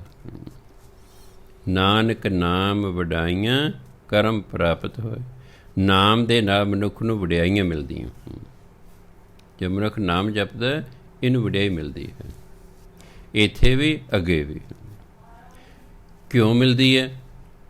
ਆਪਾਂ ਜੋ ਨਾਮ ਜਪਦੇ ਹਾਂ ਕਿਨੇ, ਵਾਹਿਗੁਰੂ ਵਾਹਿਗੁਰੂ ਵਾਹਿਗੁਰੂ ਵਾਹਿਗੁਰੂ। ਵਾਹ ਅਰਬੀ ਭਾਸ਼ਾ ਦਾ ਸ਼ਬਦ ਹੈ। ਨਾ ਗਿਆਨ ਹੋਣ ਕਹਿਣਗੇ ਵਾਹਿਗੁਰੂ ਵਾਹੋ ਵਾਹੋ ਵਾਹੋ ਵਾਹੋ ਗੋਬਿੰਦ ਸਿੰਘ ਆਪੇ ਗੁਰ ਚੇਲਾ। ਨਾ ਗਿਆਨ ਹੋਣ ਕਰਕੇ ਵੀ ਇਹ ਜਿਹੜਾ ਵਾਹ ਸ਼ਬਦ ਹੈ ਇਹ ਤਾਂ ਅਰਬੀ ਦਾ ਸ਼ਬਦ ਹੈ, ਅਤੇ ਅਰਬੀ ਦੇ ਵਿੱਚ ਹਾਹੇ ਨੂੰ ਔਂਕੜ ਨਹੀਂ ਬੋਲਿਆ ਜਾਂਦਾ। ਵਾਹ ਮੈਨੂੰ ਹੁੰਦਾ ਧੰਨ, ਆਪਾਂ ਕਹਿੰਦੇ ਧੰਨ ਧੰਨ, ਉਹਨੂੰ ਅਰਬੀ 'ਚ ਕਹਿੰਦੇ ਨੇ ਵਾਹ ਵਾਹ। ਪਰ ਨਾ ਗਿਆਨ ਹੋਣ ਕਰਕੇ 99% ਲੋਕ ਵਾਹੋ ਵਾਹੋ ਬੋਲਦੇ ਹਨ ਜੀ, ਵਾਹੋ ਵਾਹੋ ਬੋਲਦੇ ਹਨ। ਤਾਂ ਤੁਸੀਂ ਖਿਆਲ ਰੱਖਿਓ ਅੱਗੇ ਤੋਂ ਆ ਵਿਸਾਹੋ ਬੋਲੀ ਜਾਣਗੇ, ਹਾਲਾਂਕਿ ਪਤਾ ਚੰਗਾ ਭਲਾ ਕਈਆਂ ਨੂੰ ਪਤਾ ਉਹ ਮਗਰ ਉਹ ਸਿਰ ਧੋਣ ਲੱਗੇ ਰਹਿੰਦੇ ਹਨ ਜੀ। ਸੱਜਣ ਸੱਚਾ ਪਾਤਸ਼ਾਹ, ਹੁਣ ਤਾਂ ਪਾਤਸ਼ਾਹ ਕਹਿੰਦੇ, ਹੁਣ ਤਾਂ ਪਾਤਸ਼ਾਹੋ ਨਹੀਂ ਕਹਿੰਦੇ। ਹਾਂ ਤਾਂ ਔਂਕੜ ਤਾਂ ਉੱਥੇ ਵੀ ਲੱਗਾ। ਜੇ ਪੜ੍ਹਦੇ ਨੇ ਜੋ ਹੁਕਮਨਾਮਾ ਲੈਣ ਲੱਗਦੇ ਕਿ ਸੱਜਣ ਸੱਚਾ ਪਾਤਸ਼ਾਹ ਸਿਰ ਸ਼ਾਹਾਂ ਦੇ ਸ਼ਾਹੋ, ਉੱਥੇ ਆ ਕੇ ਕਿਉਂ ਬਈ ਉੱਥੇ ਵੀ ਔਂਕੜ ਲੱਗੇ, ਇੱਥੇ ਵੀ ਲੱਗੇ, ਉੱਥੇ ਕਿਉਂ ਨਹੀਂ ਬੋਲੇ, ਇੱਥੇ ਬੋਲਦੇ ਹੋਏ। ਬਸ ਇੱਕ ਨੇ ਬੋਲਤਾ, ਦੂਜੇ ਨੇ ਬੋਲਤਾ, ਤੀਜੇ ਨੇ ਭੇਡ ਚਾਲ ਹੈ। ਬਸ ਆਪਣੀ ਅਕਲ ਕੋਈ ਨਹੀਂ ਵਰਤਣੀ, ਆਪਣੀ ਅਕਲ ਵਰਤਣੀ। ਬਈ ਫਾਰਸੀ ਦੇ ਵਿੱਚ ਸ਼ਾਹੋ ਹੁੰਦਾ ਹੀ ਨਹੀਂ, ਸ਼ਾਹ ਹੁੰਦਾ। ਹਾਹੇ ਨੂੰ ਔਂਕੜ ਤੇ ਇਸ ਲਈ ਲੱਗਿਆ ਉਹ ਇੱਕ ਵਚਨ ਹੈ ਅਤੇ ਪੁਲਿੰਗ ਹੈ, ਇਸ ਲਈ ਉਸਨੂੰ ਲੱਗਾ ਔਂਕੜ। ਉਹ ਬੋਲਣ ਲਈ ਥੋੜ੍ਹਾ ਹੀ ਹੈ। ਹੁਣ ਨਾਨਕ ਕੱਕੇ ਨੂੰ ਸਿਹਾਰੀ ਲੱਗੀ ਹੈ ਅਤੇ ਨਾਨਕੇ ਥੋੜ੍ਹਾ ਬੋਲਦੇ ਨੇ ਉਸਨੂੰ। ਨਾਨਕ ਦੇ ਤਿੰਨ ਸਪੈਲਿੰਗ ਨੇ, ਨੰਨੇ ਨੂੰ ਕੰਨਾ ਨੰਨਾ ਕੱਕਾ, ਨੰਨੇ ਨੂੰ ਕੰਨਾ ਨੰਨਾ ਕੱਕੇ ਨੂੰ ਔਂਕੜ। ਹੁਣ ਉਹਨੂੰ ਨਾਨਕੂ ਬੋਲੋਗੇ, ਅੱਗੇ ਨੰਨੇ ਨੂੰ ਕੰਨਾ ਨੰਨਾ ਕੱਕੇ ਨੂੰ ਸਿਹਾਰੀ, ਉਹਨੂੰ ਕਿ ਨਾਨਕੇ ਬੋਲੋਗੇ? ਨਹੀਂ, ਨਾਨਕ ਬੋਲਦੇ ਹੋ। ਪਰ ਉਹ ਇਸ ਲਈ ਲੱਗੇ ਕਿ ਉਹਨਾਂ ਦਾ ਅਰਥ ਹੈ, ਉਹਨਾਂ ਦਾ ਮੀਨਿੰਗ ਹੈ। ਇਸ ਲਈ ਵਾਹ ਵਾਹ ਅਸਲ ਉਚਾਰਨ ਹੈ। ਹਾਹੇ ਨੂੰ ਔਂਕੜ ਤੇ ਇਸ ਲਈ ਲੱਗਾ, ਵਾਹ ਸ਼ਬਦ ਜਿਹੜਾ ਹੈ ਇੱਕ ਵਚਨ ਹੈ, ਇੱਕ ਵਚਨ ਬਣਾਉਣ ਲਈ ਉਹਨੂੰ ਲੱਗਾ, ਅਤੇ ਪੁਲਿੰਗ ਹੈ, ਇਸ ਕਰਕੇ ਔਂਕੜ ਲੱਗਦਾ, ਬੋਲਣ ਲਈ ਨਹੀਂ ਲੱਗਦਾ। ਇਸ ਲਈ ਸੱਜਣ ਸੱਚਾ ਪਾਤਸ਼ਾਹ, ਸਿਰ ਸ਼ਾਹਾਂ ਦੇ ਸ਼ਾਹ, ਜਿਸ ਪਾਸ ਬੈਠਿਆਂ ਸੋਹੀਏ ਸਭਨਾਂ ਦਾ ਵੇਸਾ। ਆਹ ਅਸਲ ਉਚਾਰਨ, ਇਹ ਅਸਲ ਉਚਾਰਨ। ਬਾਕੀ ਜੋ ਮਰਜ਼ੀ ਬੋਲੀ ਜਾਓ ਜੀ, ਬੋਲੀ ਜਾਓ। ਉਹ ਜੇ ਇੱਕ ਮੰਨ ਲਓ ਪੜ੍ਹਨ ਵਾਲਾ ਵਿਸਾ ਬੋਲ ਰਿਹਾ, ਦੂਜੀ ਸੰਗਤ ਵਿਸਾ ਹੋ ਬੋਲ ਦਿੰਦੀ ਹੈ, ਕਿਆ ਕਰੇਗਾ ਉੱਥੇ ਜੀ? ਕਿਉਂਕਿ ਨਾਲ ਸਾਰੇ ਬੋਲ ਰਹੇ ਹੁੰਦੇ ਨੇ। ਮੰਨ ਲਓ ਜਿਹੜਾ ਪਾਠ ਕਰ ਰਿਹਾ ਹੈ ਉਹਨੂੰ ਗਿਆਨ ਹੈ ਇਸ ਗੱਲ ਦਾ। ਮੰਨ ਲਓ ਮੈਂ ਹੁਕਮਨਾਮਾ ਲੈਣਾ, ਮੈਂ ਕਹਿੰਦਾ ਸੱਜਣ ਸੱਚਾ ਪਾਤਸ਼ਾਹ, ਸਿਰ ਸ਼ਾਹਾਂ ਦੇ ਸ਼ਾਹ ਨਾ, ਮਗਰ ਲਿਖੇ ਸਿਰ ਸ਼ਾਹਾਂ ਦੇ ਸ਼ਾਹੋ। ਲੈ ਦੱਸੋ ਹੁਣ ਬਾਬਾ ਦੇ ਵਿੱਚ ਡੁੱਬ ਜਾਂਦਾ ਉਹ ਜਿਹੜਾ ਠੀਕ ਪੜ੍ਹ ਰਿਹਾ, ਕਿਉਂਕਿ 99% ਦੂਜੀ ਤਰ੍ਹਾਂ ਪੜ੍ਹ ਰਹੇ ਹੁੰਦੇ ਨੇ, ਇਸ ਲਈ ਉਹਦਾ ਵਿੱਚ ਰਸਾਰ ਲੋ ਦਿੰਦੇ ਨੇ ਵੀ ਤੇਰੇ ਤਾਂ ਗਲਤੀ ਨਿਕਲ ਗਈ, ਉਹਨੇ ਹੈ ਤਾਂ ਵਸਾਓ, ਤੂੰ ਉਂਝੀ ਗਲਤੀ ਵਸਾ ਪੜ੍ਹ ਰਿਹਾ। ਹੁਣ ਬੇਪਰਵਾਹ ਹੁੰਦਾ, ਪਰ ਬੇਪਰਵਾਹੋ ਕਹਿੰਦੇ। ਰਾਹ ਹੁੰਦਾ, ਰਾਹੋ ਪੜ੍ਹਦੇ ਨੇ। ਵਿਆਹ ਹੁੰਦਾ, ਵਿਆਹੋ ਪੜ੍ਹਦੇ ਨੇ। ਦੱਸ ਵੀ ਭਲੇ ਮਾਨਸ ਵਿਆਹ ਥੋੜ੍ਹਾ, ਉਹ ਤਾਂ ਹਾਹੇ ਨੂੰ ਔਂਕੜ ਲੱਗੇ। ਵਿਆਹ ਪੁਲਿੰਗ ਹੈ, ਇੱਕ ਵਚਨ, ਇਸ ਲਈ ਹਾਹੇ ਨੂੰ ਔਂਕੜ ਲੱਗਾ, ਨਾ ਕਿ ਬੋਲਣ ਨਹੀਂ ਲੱਗਾ ਉਹ ਨਾ। ਵਿਆਹੋ ਪੜ੍ਹਨਗੇ। ਸਾ ਫਿਰ ਸਾਹ ਹੈ, ਉਹਨੂੰ ਕਹਿੰਦੇ ਸਾਹੋ। ਉੱਥੇ ਬੇਪਰਵਾਹ ਹੈ, ਕਹਿਣਗੇ ਬੇਪਰਵਾਹੋ। ਉੱਥੇ ਰਾਹ ਲਿਖਿਆ, ਕਹਿੰਦੇ ਰਾਹੋ। ਰਾਹ ਕਿਆ ਕਰੇਗਾ ਬਈ ਬੰਦਾ? ਉਹ ਉਹਨਾਂ ਦਾ ਵੀ ਕਸੂਰ ਨਹੀਂ। ਉਹ ਫਲਾਣਾ ਕੀਰਤਨੀ ਐਂ ਕਹਿੰਦਾ, ਫਲਾਣਾ। ਮੈਂ ਫਲਾਣੇ ਨਾਲ ਯਾਰ ਕਿਆ ਲੈਣਾ ਦੇਣਾ ਹੈ? ਤੁਸੀਂ ਆਪਣੀ ਕੋਈ ਖੋਪੜੀ ਵਰਤ ਲਓ, ਕੋਈ ਕੋਲ ਡਿਕਸ਼ਨਰੀ ਰੱਖ ਲਓ, ਕੋਈ ਪਤਾ ਲੱਗ ਜੇ ਤੁਹਾਨੂੰ ਕੀ ਹੈ ਕੀ ਨਹੀਂ। ਇਹ ਤਰ੍ਹਾਂ ਦੂਜਾ ਐਂ ਕਰਦਾ ਅਤੇ ਆਪਾਂ ਵੀ ਉਸੇ ਤਰ੍ਹਾਂ ਕਰੀ ਜਾਣਾ ਹੈਗਾ। ਸੋ ਇਸ ਲਈ ਗੁਰੂ ਮਹਾਰਾਜ ਕਹਿੰਦੇ, ਨਾਨਕ ਨਾਮ ਵਡਾਈਆਂ, ਨਾਮ ਦੇ ਰਾਹੀਂ ਮਨੁੱਖ ਨੂੰ ਵਡਿਆਈਆਂ ਮਿਲਦੀਆਂ। ਕਿਉਂ ਮਿਲਦੀਆਂ? ਉਹ ਪਰਮਾਤਮਾ ਦੀ ਵਡਿਆਈ ਕਰਦਾ। ਉਹ ਪਰਮਾਤਮਾ ਵਾਹ ਵਾਹ ਵਾਹ ਵਾਹ, ਧੰਨ ਹੈ ਧੰਨ ਹੈ ਧੰਨ ਹੈ, ਵਾਹ ਵਾਹ ਵਾਹ ਵਾਹ ਕਰਦਾ ਰਹਿੰਦਾ। ਉਹ ਕਹਿੰਦਾ ਅੱਛਾ ਤੂੰ ਮੇਰੀ ਵਡਿਆਈ ਕਰਦਾ, ਲੈ ਮੈਂ ਲੋਕਾਂ ਤੋਂ ਤੇਰੀ ਕਰਾ ਦਿੰਦਾ। ਇਸ ਗੱਲ ਪਰਮਾਤਮਾ ਬੜਾ ਵਧੀਆ, ਮੈਨੂੰ ਬੜਾ ਚੰਗੇ ਲੱਗਦੇ ਬਾਣੀ ਦੀ ਗੱਲਾਂ ਮੈਂ ਦੇਖੇ ਹੈ। ਇਹ ਨਹੀਂ ਕਿਹਾ ਤੁਸੀਂ ਮੈਨੂੰ ਵਾਹ ਵਾਹ ਕਰੀ ਜਾਓ ਨਾ। ਉਹ ਕਿ ਨਹੀਂ, ਤੁਸੀਂ ਮੇਰੀ ਵਡਿਆਈ ਕਰੋ, ਮੈਂ ਲੋਕਾਂ ਤੋਂ ਤੁਹਾਡੀ ਕਰਾ ਦਾਂਗਾ। ਕਹਿ ਤੁਸੀਂ ਮੇਰਾ ਨਾਮ ਜਪੋ, ਮੈਂ ਤੁਹਾਡੇ ਕੰਮ ਕਰਾਂਗਾ। ਐਵੇਂ ਨਹੀਂ ਉਹਨੇ ਕਿਹਾ। ਹਾਂ, ਉਹਨੇ ਨਾਲ ਕਿਹਾ ਮੈਂ ਵੀ ਤੁਹਾਡੇ ਲਈ ਆਹ ਕਰਾਂਗਾ। ਉਹਨੇ ਵੀ ਕਿਹਾ ਗੁਰ ਜੇ ਆਪਾਂ ਗੁਰੂ ਦੀ ਸ਼ਰਨ, ਇੱਕ ਪੈਂਡਾ ਵੀ ਤੁਰ ਕੇ ਜਾਂ ਗੁਰੂ ਹਾਂ ਅੱਗੇ ਕੋਟ ਪੈਂਡਾ। ਹਾਂ, ਐਵੇਂ ਨਹੀਂ ਹੈਗਾ ਵੀ ਕਿ ਸਿੱਖ ਨੂੰ ਕਹਿ ਤੂੰ ਹੀ ਆ ਨਾ। ਜਦੋਂ ਵੇਖ ਲੈ ਸਿੱਖ ਬੜੀ ਸ਼ਰਧਾ ਭਾਵਨਾ ਮੇਰੇ ਵੱਲ ਆ ਜਾਂਦਾ, ਗੁਰੂ ਬਾਰੇ ਚੱਲ ਕੇ ਆ ਜਾਂਦੇ ਨੇ। ਸਿਰਫ ਇੰਨਾ ਜੀ ਦਿਵ ਦ੍ਰਿਸ਼ ਨੂੰ ਖੁੱਲ੍ਹ ਜਾਂਦੇ ਨੇ, ਮੇਰਾ ਤਾਂ ਰਾਹ 'ਚ ਹੀ ਆ ਗਏ ਨੇ। ਹਾਂ, ਜਿਹਨੂੰ ਨਹੀਂ ਪਤਾ ਉਹਨੂੰ ਨਹੀਂ, ਦਿਵ ਦ੍ਰਿਸ਼ੀ ਖੁੱਲ੍ਹੀ ਨੂੰ ਨਹੀਂ ਪਤਾ ਲੱਗਦਾ। ਜੇ ਸਿੱਖ ਗੁਰੂ ਨੂੰ ਪਿਆਰ ਕਰਦਾ ਤਾਂ ਗੁਰੂ ਮਹਾਰਾਜ ਵੀ ਆਪਣੇ ਸਿੱਖ ਨੂੰ ਪਿਆਰ ਕਰਦੇ ਨੇ। ਜੇ ਅਸੀਂ ਰੱਬ ਨੂੰ ਪਿਆਰ ਕਰਾਂ, ਰੱਬ ਵੀ ਸਾਨੂੰ ਪਿਆਰ ਕਰੇਗਾ। ਜਦੋਂ ਅਸੀਂ ਵਾਹਿਗੁਰੂ ਵਾਹਿਗੁਰੂ ਕਰਾਂਗੇ, ਪਰਮਾਤਮਾ ਸਾਡੀ ਵਡਿਆਈ ਕਰਾ ਦੇਗਾ। ਜਦ ਅਸੀਂ ਵਾਹਿਗੁਰੂ ਵਾਹਿਗੁਰੂ ਕਰਾਂਗੇ, ਪਰਮਾਤਮਾ ਸਾਡੇ ਕਾਰਜ ਸਵਾਰੇਗਾ। ਜਦ ਅਸੀਂ ਵਾਹਿਗੁਰੂ ਵਾਹਿਗੁਰੂ ਕਰਾਂਗੇ, ਪਰਮਾਤਮਾ ਸਾਨੂੰ ਅਮੀਰ ਕਰੇਗਾ।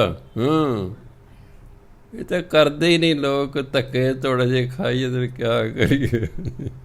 ਗੁਰੂ ਮਹਾਰਾਜ ਕਿਰਪਾ ਕਰਨ। ਕਹਿੰਦੇ ਜਿਹੜਾ ਫਿਰ ਨਾਨਕ ਨਾਮ ਵਡਾਈਆਂ ਕਰਮ ਪ੍ਰਾਪਤ ਹੋਏ। ਪਰਮਾਤਮਾ ਦੀ ਬਖਸ਼ਿਸ਼ ਜਦੋਂ ਹੋ ਜਾਏ ਨਾ, ਫਿਰ ਨਾਮ ਦੇ ਰਾਹੀਂ ਵਡਿਆਈ ਮਿਲਦੀ ਹੈ। ਵਾਹਿਗੁਰੂ ਜੀ ਕਾ ਖਾਲਸਾ, ਵਾਹਿਗੁਰੂ ਜੀ ਕੀ ਫਤਿਹ।